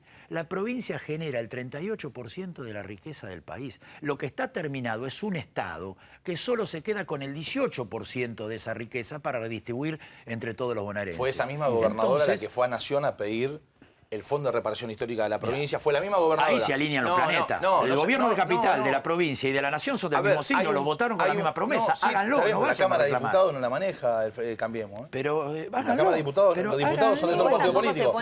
Los diputados y los senadores son de todo partido político. Vos sabés que el 70% de la recaudación en la provincia de Buenos Aires no es coparticipable automáticamente, lo usa discrecional, lo hizo Cristina y lo está haciendo Macri. Se ponen de acuerdo. ¿Sabés cuánto plata hubiera ingresado el año pasado del Fondo del Conurbano bonaerense si hubiera estado congelado? De acuerdo. Entonces, 50.000 millones de pesos. Pero ahí te contradecís porque digo, hasta recién era el ciolismo y nosotros éramos lo mismo y ahora decís, no se ponen de acuerdo. Es medio contradictorio. No se ponen de acuerdo. Estás diciendo que son lo mismo, Oscar. No, lo mismo. Ahora, Estoy Ariel, diciendo que son similares. digo, una visión a todo esto, digo, ¿se construye en qué dirección? Digo, por lo que venís escuchando. No, a ver, una cosa que es real, el ajuste, yo digo, el ajuste es un hecho contundente, es un hecho contundente que se siente todos los días, la transferencia de recursos a determinados sectores en detrimento de la industria, de la producción, es un hecho. Yo cuando recién escucho que el presidente dice, ¿por qué en Chile es más barato? Discutamos toda la cadena de valor, discutamos la cuestión impositiva sin decir que hay que pagar menos impuestos, sino planteando una segmentación del universo PYME. Habla de la formación de cada uno de los. No, porque aparte tenés que hablar de la logística, tenés que hablar de la parte tributaria, tenés que hablar de las promociones bancarias. Esas promociones de los jueves, los martes, los miércoles, van todas a precio y en ese lugar nadie ha actuado. ¿Qué hicieron? Se sacó la hora 12. Entonces, vamos perdiendo herramientas de consumo, está claro. Digo, por favor, vayamos a una economía de consumo, devolvamos el dinero a la gente al bolsillo, porque si no, el problema que vamos a tener es lo que tenías antes. Lo de la inseguridad que mostrabas antes para nosotros es una relación directa que tiene que ver y cada vez más con esto de la falta de empleo y la falta de producción. Hablaste de la formación de los precios, qué pasa en el exterior y cuál es el secreto. Y si alguna de las fórmulas que utilizan en el exterior para darle forma al precio de un elemento esencial como puede ser la leche, no se puede aplicar aquí en parte. Veamos los precios en el exterior, ¿les parece? Ahí está. Llegamos hasta un supermercado en Valencia, España. Este Nesquik que viene con un parlante cuesta 200 pesos aproximadamente. Esta leche, un litro de leche cuesta 10 pesos con 4 centavos. Mira, veamos. Gaseosa, Sprite de 2 litros y cuarto. Eso cuesta 17 pesos con 50. Ganan 3 veces más que vos y que yo y las cosas cuestan muchas veces la mitad inclusive. Acá la margarina de 1 kilo 27 gramos vale 4,99 y si sos socio del club, como soy yo, porque siempre compro acá, me sale 2,49. A 4,99 sería unos 75 pesos, pero más de 1 kilo, Estamos en un supermercado bastante grande de la ciudad de Quito y aquí encontramos, por ejemplo, la leche de la primera marca en un valor de $1.23. Quiere decir que traducido a pesos argentinos tendría un costo de 20 pesos. Y en la parte de los embutidos en cuanto a carnes, por ejemplo, podemos encontrar también de una primera marca lo que son hamburguesas ya listas. Vienen 2 hamburguesas por el precio de 98 centavos. Quiere decir que igual llegarían a 16 pesos argentinos. La cubeta de 30 huevos extra grandes en $4.91, lo que en pesos se traduciría en 79 pesos argentinos. Estamos en Torino, en Turín, en Italia, comiendo estos platos, son frutos de mar. Este plato de fideos con vegetales y carne de cerdo cuesta 3 euros, que son más o menos 50, 60, 70 pesos, ponele. Este, con frutos de mar, cuesta 85 pesos. Todo esto nos costó 24 euros, 427 pesos. ¿No te da la sensación, a mí sí, ¿no?, de que nos están robando en la Argentina todo el tiempo por cualquier cosa? Calamares no, pero un plato de fideo de esta hora, ¿no? Sí, vendría bien. Sí. Una sopa, porque está medio fresco por lo que veo. Están haciendo 60 señas. pesos contra, no sé, si salimos a comer acá a la esquina. No menos de 200. Pagas 200. Un plato de eso. Un digo, plato ¿no? de pasta. ¿Qué pasaría con estos valores, con este relevamiento? ¿Sirve cotejar? Pero es que esta es la discusión que venía, no ir hacia atrás y el que estemos hablando de ajuste. La discusión que venía justamente era esto de decir, vos pensalo, 4 empresas en la Argentina manejan el azúcar, 2 manejan el panificado, 2 empresas manejan la leche, básicamente, la gran mayoría, ¿no? Entonces, ojo, porque estamos hablando de concentración. En la parte de la comercialización, en el final, y no te puse los shopping, no te puse esa parte, y en el caso de la producción, nosotros también tenemos concentración en cemento, aluminio, acero, cuero en nuestro caso. Entonces, discutir toda la estructura de la quién es la cadena de valor responsabilidad? es mucho más amplio. No.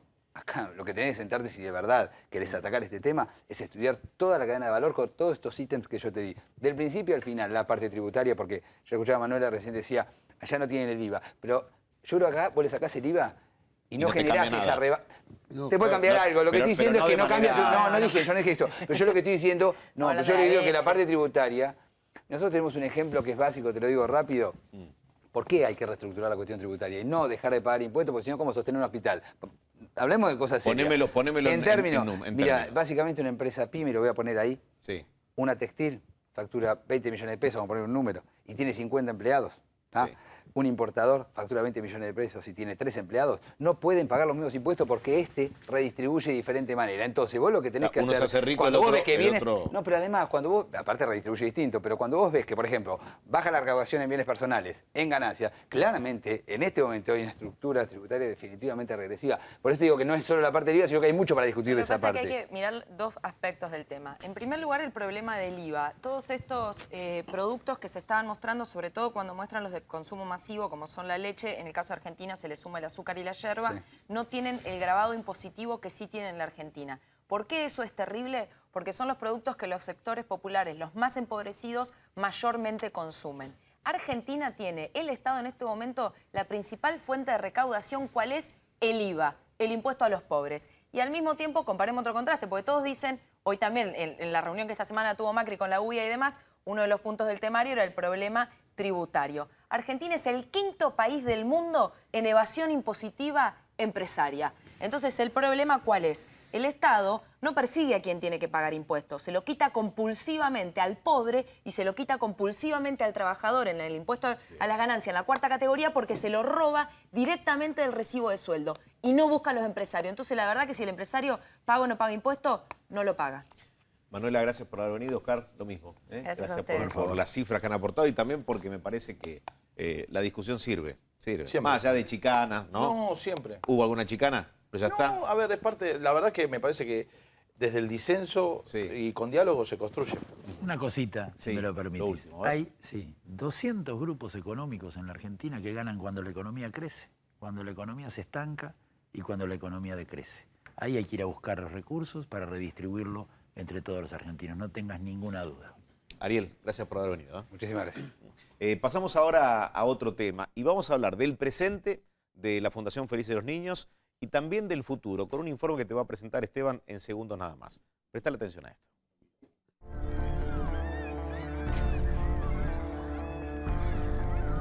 Los pibes grandes que están creciendo, los planes, los proyectos que uno tenía para con ellos. Hay una mezcla de bronca. Una mezcla de bronca y de tristeza. He salvado a miles de chicos de los abusos y de los maltratos. O sea, que merezco mucho más que estar libre, merezco ser reivindicado. Ya conocen la historia del padre Grassi. Este tribunal, por unanimidad, resuelve ordenar la inmediata detención de Julio César Grassi. Pero en medio de tanta locura nos olvidamos de lo principal, de los niños. De los niños que estaban hospedados en una fundación que se llamaba Felices los Niños, pero que quedaron a la buena de Dios en esa fundación que el padre Grassi fundó, es verdad, pero que luego destrozó. ¿Puede alguien, algún niño, ser feliz en este lugar? ¿Y en este? ¿Y en este patio? ¿Comiendo esta comida? Este es el estado en que fue encontrada la Fundación Felices los Niños cuando fue intervenida por la justicia. Quien hizo la denuncia es este hombre que hoy camina abrazado a los chicos, Juan Manuel Casolati. Acá había un basural. No te miento, en este lugar había un basural. Había perros muertos. Abajo de aquellos árboles había otro basural con un gato muerto. Era un lugar asqueroso. Pero cuando digo asqueroso, la palabra no describe la situación.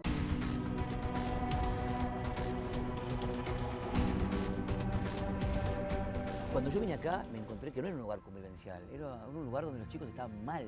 Pero no mal, estaban maltratados. Y el maltrato no es solo el físico, no es solo el golpe. El abandono. Que una nena duerma y me diga, anoche me cubrí porque los gatos pasaban por mi cama y los gatos eran ratas enormes, eso es maltrato. Un hogar donde llovía más adentro que afuera, eso es maltrato. Casolati, defensor oficial del Departamento Judicial de San Martín, era de los que le creía al padre Grassi. Pero un día Casolati empezó a ver que el dinero faltaba en la fundación, pero no le faltaba al padre Grassi. Se utilizó dinero en la fundación, dinero que tenía que haber ido para los chicos, para que la calidad de vida de los chicos mejorara. La utilizaba para tener 5.000 pesos de internet por mes en la Blanquita. Tenía 2 automóviles que hoy están en la fundación y los usamos para que los chicos vayan a la escuela y a los centros de salud. Él los usaba para sus menesteres privados.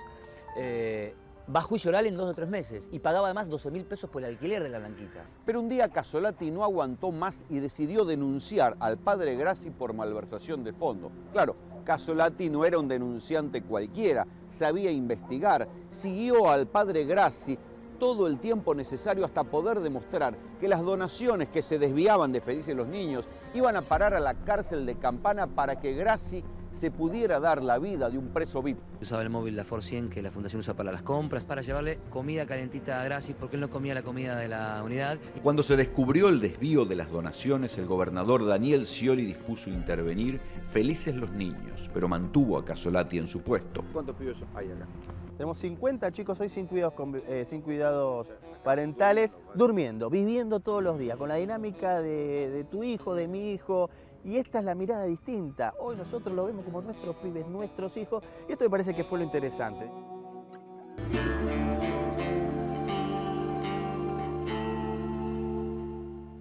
Varias situaciones. Una, la detención de Casolati. En el momento en el que se estaba dando una protesta, hubo un forcejeo, ya te lo va a contar Esteban. Y por otra parte, ¿qué sucederá con la Fundación Felices los Niños? Están bajo la lupa cerca de 700 instituciones. Sí. Esteban, a ver, ¿por dónde empezamos? Así es, Casolati hoy fue liberado. Todo se entiende que fue muy burda su detención, que tiene que ver básicamente con una protesta en Hurlingham, donde está la sede de Felices los Niños, y no con esto. Esta es la resolución 3231 de la Dirección de Personas Jurídicas de la Provincia de Buenos Aires, 8 de junio, hace muy pocos días. Es la presentación en la cual liquida, interviene y se finí la Fundación Felices los Niños. Vamos con la segunda placa, son 6 rapiditos que te lo cuento. Y vos me dirás, Edu... O sea, es el principio del cierre definitivo de la Fundación. Totalmente. ¿Por qué? Porque no se presentó la documentación correspondiente. Casolati dice, la Dirección de Personas Jurídicas no presentó la documentación respaldatoria. Básicamente balances. ¿Qué dice Casolati? Los balances eran de Grassi, no míos. Están perdidos. Vamos a la próxima. Pero tampoco presentó, eso es lo que dice la provincia, en este último tiempo presentó la información que se le requería. Hay 1,5 millones de pesos, dice el gobierno de Vidal, que se pagaban todos los meses, que no se sabe dónde están. Dice el gobierno de Vidal. En todos estos destacados se indican el faltante de documentación. Vamos a la próxima, que quiero llegar con la resolución. Por favor. Acá básicamente dice el incumplimiento que motivó la creación, es decir, no está cumpliendo ni con el objeto, la función que tiene la fundación y no administra bien la plata. Es lo que dice la resolución. Dame las 2 placas, placas que siguen, por favor. A ver. Y acá está, resuelve. Intervenir. Artículo 1 de la resolución resuelve intervenir la Fundación Felices los Niños. Reiteramos, principio de junio, 9 de junio. 8, sí, exactamente. Y el artículo 4 es el demoledor, contundente. Mostrámelo ahora, el 4. Mirá lo que es el artículo 4. A ver. Da por concluido... Declarando finalizada su existencia como tal y cancelada su inscripción en este organismo. Es decir, ¿qué sucede con digamos, con la obra de la Fundación Felices de los Niños. Técnicamente, Edu, no existe más en la inscripción de personas jurídicas. Ya está. Vos para crear un club lo tenés que inscribir en personas jurídicas. Déjame preguntarte la personería jurídica. Le saca la razón de ser, de existencia. Le sacan la persona jurídica, que es la figura con la cual opera y con la cual gira socialmente. ¿Cuántos niños hay en la Entre Fundación? ¿Cuántos 1.500 y menores? 2.000 que forman parte de esta obra. ¿Qué será el destino de todo ello? Bueno, no se sabe. Acá está clarísimo, ¿eh? Sí. Resolución 3731, seguramente Pero Casolati. ¿por qué se habla de 50 menores que Porque están son en los el que están lugar? en forma permanente dentro de la fundación, cumplen diferentes funciones. Evidentemente, es una fundación maldita. Esta es una resolución de orden administrativo que es apelable. Exactamente, Con lo cual, esto no es de orden. y Casolati fue detenido por resistencia a la autoridad, no Nada por que ver con malversación. ese tema. Te puede gustar, Vení que te lo muestro. Sí, Mirá, a ver. fue detenido por esto. ¿Sí? Acá está. Este es el expediente judicial Contámelo. por el cual fue detenido. ¿Sí? Es Contanos. básicamente por cortar una calle. Por eso lo tuvieron, pasó una noche. Cortar una calle y un forcejeo con algún Aparentemente efectivo. con un policía infiltrado. Aparentemente la policía metió ahí entre los manifestantes para exacerbar los ánimos. Todo bastante burdo. Esto es una resolución administrativa de un director provincial que depende del Ministerio de Justicia de la provincia de Buenos Aires, que comanda el doctor Ferrari. Acá la tenés. Resolución 331 es la que le pone punto final que liquida la Fundación Felices de los Niños. Gracias, Esteban. Vamos a pasar a otro tema muy caliente durante toda esta semana y tiene que ver con el recalculando del gobierno con el tema de las pensiones a personas discapacitadas. ¿Qué ha ocurrido en las últimas horas? Bueno, lo sustancial tiene que ver con una citación o una convocatoria para la ministra de Desarrollo Social, Carolina Stanley, para que se presenten diputados la última semana de este mes de junio. Le damos la bienvenida a Fabián Medina, dirigente del Frente Renovador. Gracias, Fabián. Y también lo incorporamos a Luis Giuliani, Asociación Discapacitados. ¿Qué tal, Luis? Gracias. Gracias por venir. En primer lugar, te pregunto antes de ver un informe. Sí. ¿Qué sentiste por estas horas? Cuando se quitaron las La pensiones, verdad, cuando el gobierno sale a hablar del tema, cuando se recalcula. La verdad, sentí que nadie puede ser tan burro de hacer eso. Sentí que están ocultando algo. Mientras nos distraían hablando de discapacidad, como digo, en broma, pero no sé hasta qué punto en broma, nos vendieron la Patagonia. Algo ocultaron, algo nos distrajeron, nos dieron el sonajero mientras algo nos hicieron. Vamos a ver este informe. Tengo todo lo que tengo comprándolo con cositas la pensión y con gente que me dio una mano. Me siento capacitado como para tener un trabajo. No porque me falte una pierna significa que no puedo hacer nada. ¿De qué manera vos pagás el alquiler? Y yo lo pago con la pensión mensualmente, cobro y lo pago. Y si me sacan eso, me están sacando todo. Ya me quedo sin casa, me quedo sin darle nada a mis hijos y estaría viviendo en la calle. Yo con esa plata que yo cobro, con mi pensión, ya tengo el techo asegurado. Con eso pago el alquiler, como. Me arruina si me sacan eso.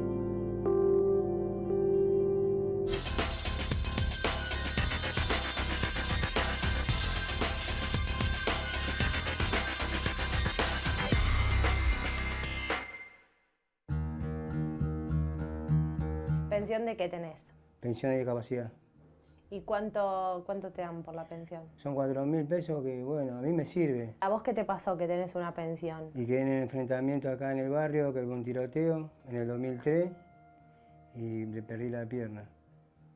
La tuvieron que amputar. Sobre la rodilla para arriba. Cuando escuchás todos estos rumores y que realmente está pasando algo con esto de que están quitando las pensiones, ¿qué te pasa a vos? No, eso te bajonea una banda. Te bajonea una banda porque lo necesito. Porque tengo 5 hijos, estoy separado yo de la madre, pero yo tengo la responsabilidad como padre. Yo le compro las zapatillas, por ejemplo, que todo eso lo hago con la pensión. ¿Por qué crees que tomaron esta decisión? No piensan en el prójimo, no piensan en la persona que le falta, que tiene una discapacidad, siendo mentalmente, como los síndromes de Down, siendo una persona que nace que está enchufada con un aparato todo el día en su cama. ¿Conocés gente en tu misma situación? Sí, conozco un montón de gente en mi situación y que están preocupadas porque la necesitan. No es que eligieron ellos estar así. Ni yo tampoco elegí estar así. Me pasó. Nosotros no estamos discapacitados porque quisimos estar discapacitados. A mí me pasa un accidente, hay muchos también le chocan un auto, hay gente que se cae, hay gente que nace así.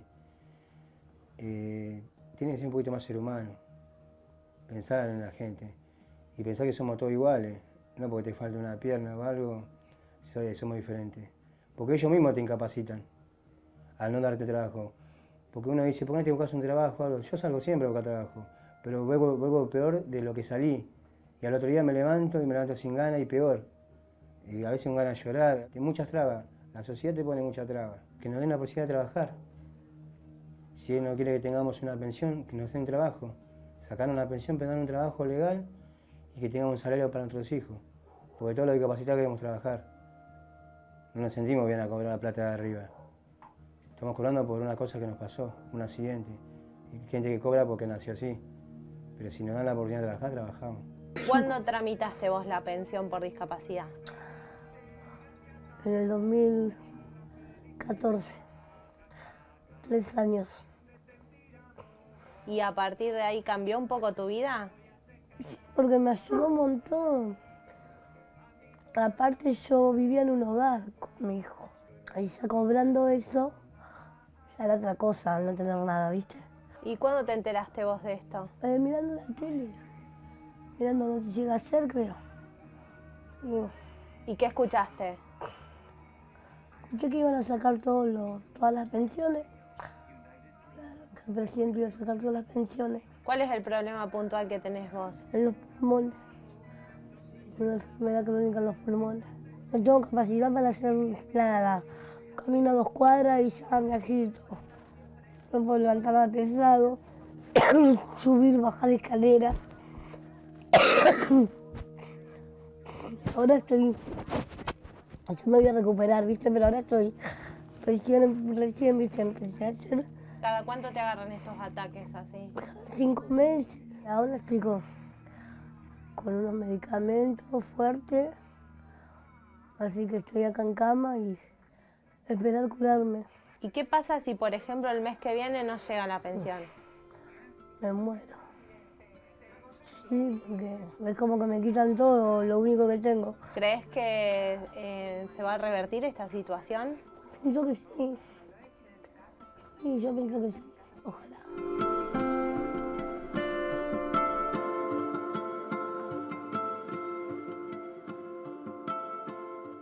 A ver, lo que valen son las historias, ¿no?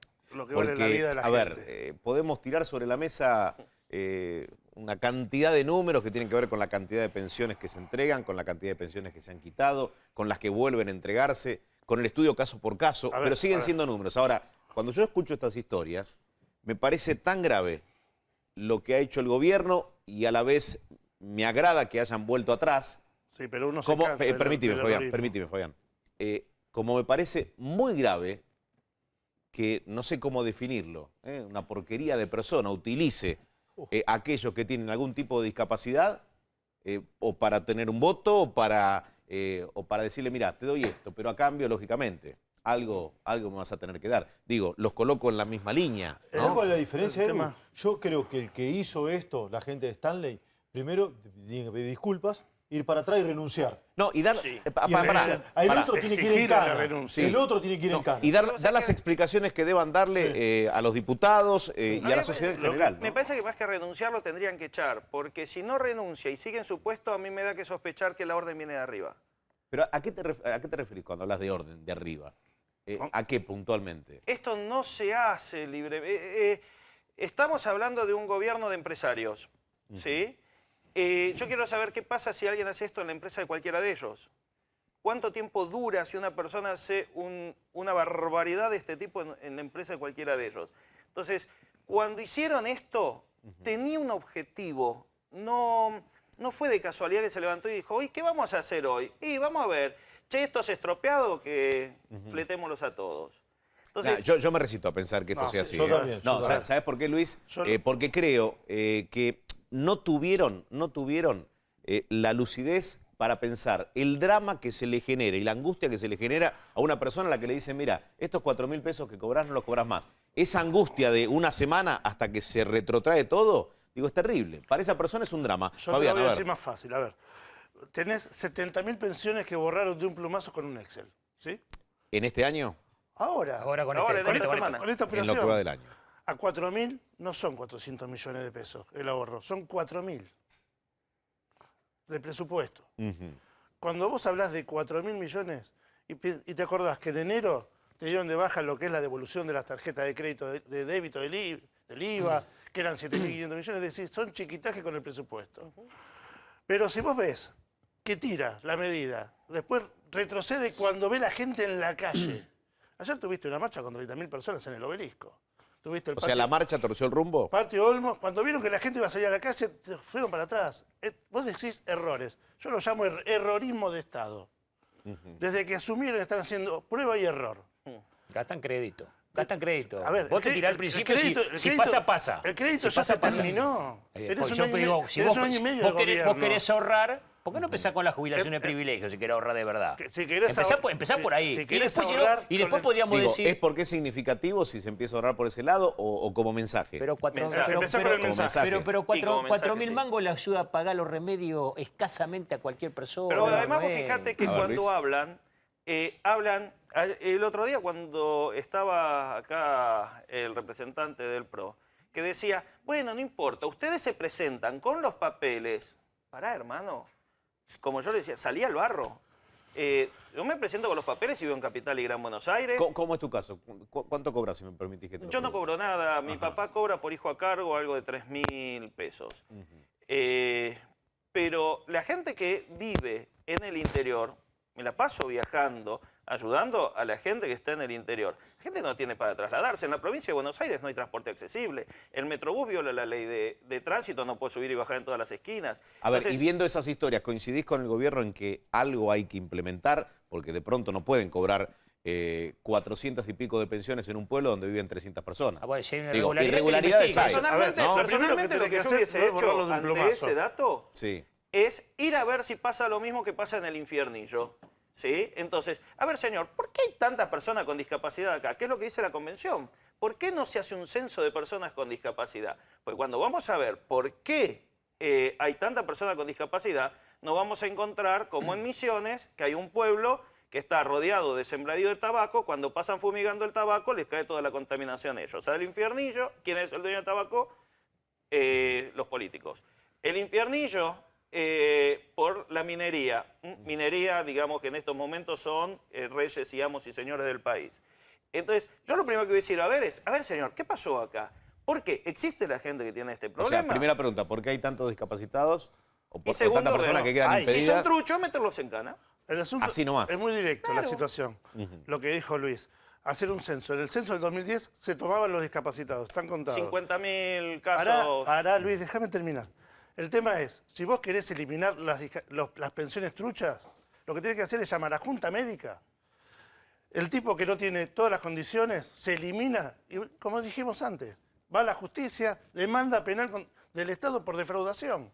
Es la persona, quien firmó el certificado de historia clínica, quien otorgó la pensión y el beneficiario. Y el beneficiario. Perdón, y es tan disparatado pensar de hacer una recorrida de manera periódica para comprobar en discapacidades menores. ¿Asistentes sociales? Claro, pero por eso digo, asistentes asistentes sociales que salgan a la calle para medida, comprobar cómo va evolucionando la todo situación. esto lo que pasó, yo no pido que renuncie, se le exige la renuncia a Badino. No puede decir lo que dice la gente con discapacidad. Porque la gente con discapacidad Estoy tiene esperando que reaccione Linadi. tiene ¿Existe derecho... Linadi? Está manejado por el mismo esquema. Quiero preguntarles a todos, porque no resiste lógica que un gobierno vaya contra un sector vulnerable de la sociedad. También fueron contra los pensionados las pensionadas comunes. Lo extendemos al sector que quieran. Las pensionadas anteriores al 94 tienen que presentar todos los papeles y se los quitan las pensiones. Lo que pregunto es cuál es la lógica. ¿Cuál es la lógica de castigar? Hay una sola lógica. En un momento... bajar la estructura de costos del Estado.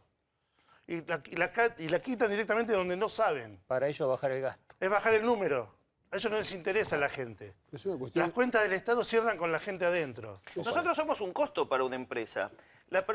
Todo lo que en una empresa no da ganancia es un costo. Y los costos se eliminan. Para eso tiene que estar un Estado que tiene que controlar y regular y frenar y poner las condiciones. Ahora, ¿qué es lo que pasa? Cuando uno tiene un Estado empresario donde el trabajador es un costo. Che, echalo porque me miró mal. No, echalo con motivos. Me parece fenómeno. Quieren eliminar eso. Cuando te quieren eliminar la persona con discapacidad, que es exterminar a la persona con discapacidad. Porque no son los 4.000 pesos, es la asistencia médica y todo eso, que la persona 3 meses no sobrevive. ¿Qué esperan que suceda con la visita de Carolina Stanley a diputados? Nada. No, la convocatoria está hecha para el 28. Nada. A ver, nada. vos pensás que tenías un Estado nacional que tenía 1,5, 1,5 de inserción de discapacitados cuando la ley habla de 4% de discapacitados dentro del Estado trabajando. Mínimo. Mínimo. Y llega al 1,5 y no se modificó desde el 2015. ¿Sí? O sea, ¿tiene que darle el trabajo al Estado? Se lo puede dar. Después que te digan, si está en condiciones de trabajar no tiene que recibir pensión. Decime cómo haces. ¿Sabés cuánto cuesta una persona con discapacidad? No menos de 30, 35 mil pesos por mes. No, estaba pensando, qué sistema corrupto, ¿no? Qué sistema corrupto que, la verdad, que se fue alimentando desde muchos sectores. ¿Cuántos han vivido este sistema corrupto? Y básicamente de los últimos 25, 30 años. Pero vos fíjate una cosa, nosotros en el año 2008 nos sumamos a la Convención de los Derechos Humanos de las Personas con Discapacidad de la ONU. Sí. Toda convención tiene rango constitucional, algunos juristas dicen supraconstitucional. Cuanto menos igual. Entonces, ellos se toman de una norma, que creo que le hizo Larreta, del año 97. El 432. Anterior a la convención. Lo mismo te hicieron con el transporte, que te pusieron un cupo y restricción de calidad en los servicios. O sea, te están cercando a la persona con discapacidad con leyes ilegales. Ahora, ¿podemos pensar que falta de pericia, sensibilidad social del gobierno, como ya le pasó con las jubilaciones, por ejemplo? ¿O vos crees que esto es absolutamente a propósito? Exigencia. No, esto es inoperancia. Tanto errorismo es inoperancia. Sin querer. No vos sabe no podés manejar tener el tantos Estado. errores. Yo te mando a tu casa si vos me haces el 1% de estos errores, yo te mando directamente a tu casa. Ciampini y si vos ves dijo, con la ¿no? vehemencia, Este te lo error de defienden, implementación o de aplicación no es tan liviano, ¿no? Eso No. dijo Ciampini, que es presidente de la Comisión de Discapacidad. Pero ¿no? él a la pasada te explica, no es solamente los 4.000 mangos de cobro, sino la obra social.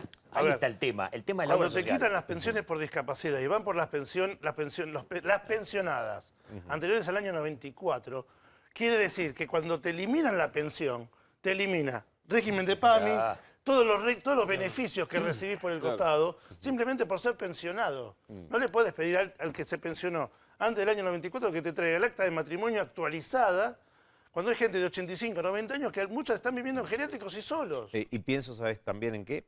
En una persona que pasó estos días de angustia, de drama, tener que llamar a un número telefónico para que se reconsidere. Digo, son momentos... Si vivís en un lugar donde tenés teléfono. O tenés Pero acceso a no alguna te forma de olvides que comunicación. la Argentina es grande y ellos conocen Capital y los countries del Gran Buenos Aires. Entonces, si vamos al barro, se van a asustar. Hay gente que no sabe lo que es un teléfono. Hay chicos que no conocen el estar todo el día chateando porque no hay celulares. No tienen acceso directamente. Yo los invitaría a que recorran con nosotros lo que es la capital federal y los barrios del conurbano o el interior profundo de la provincia. No, a ver, no significa que uno se meta con botas hasta la rodilla, que uno está recorriendo para hacer una foto. ¿Eh? Metete en la Villa 31 en serio, a ver cuántos son los que entran. Y cuántos son los que realmente se ponen a hablar con la gente. Nosotros hablamos con la gente todos los días y hablamos todos los fines de semana, nos encontrás en la calle. No es que no estamos haciendo demagogia, nada por el estilo. Ahora fueron por la Villa 31, ahora le dan los papeles para cobrarle los impuestos y quedarse con todas las tierras, ¿eh? Edu, me dejas un Lo dato. último, Esteban. Las tres mujeres de Cambiemos para la provincia, Gladys González, Ocaña y la mediana a Carolina Stanley. Alguno ya la tachó, ¿no? Digo, para las elecciones venideras. Bien, ojalá este año electoral sirva para que, digo, más allá de avanzar o retroceder o pedir disculpas y demás, piensen en la gente. En tantos temas que fuimos tocando hoy, ¿no? Además de la eso, economía, la inseguridad, el tema de las importante pensiones. sobre Para cerrar, Luis, dale. discapacidad, sí, este año la Argentina tiene que presentar el informe país a las Naciones Unidas. Ese va a ser todas las cosas oficiales, dice, de discapacidad, año de la discapacidad. Tenemos que presentar el informe país, de decir qué se hizo por las personas con discapacidad. Todavía estoy tratando de buscar una sola cosa que se ha hecho por las personas con discapacidad. Gracias, Luis, por haber venido. Gracias. Doctor Ferrari, gracias por estar con nosotros. Gracias, Fabián. Gracias, Eduardo. Esteban, Néstor, a toda la gente, gracias por habernos acompañado. Buen fin de semana. El próximo lunes, 10 de la noche, tercera posición, el programa de Rolando Braña. Accede al auto que siempre soñaste. Conoce Auto Advance. Todos los modelos, amplios planes de financiación y un equipo de ventas listo para asesorarte. www.autoadvance.com.ar. Auto Advance lo hace posible.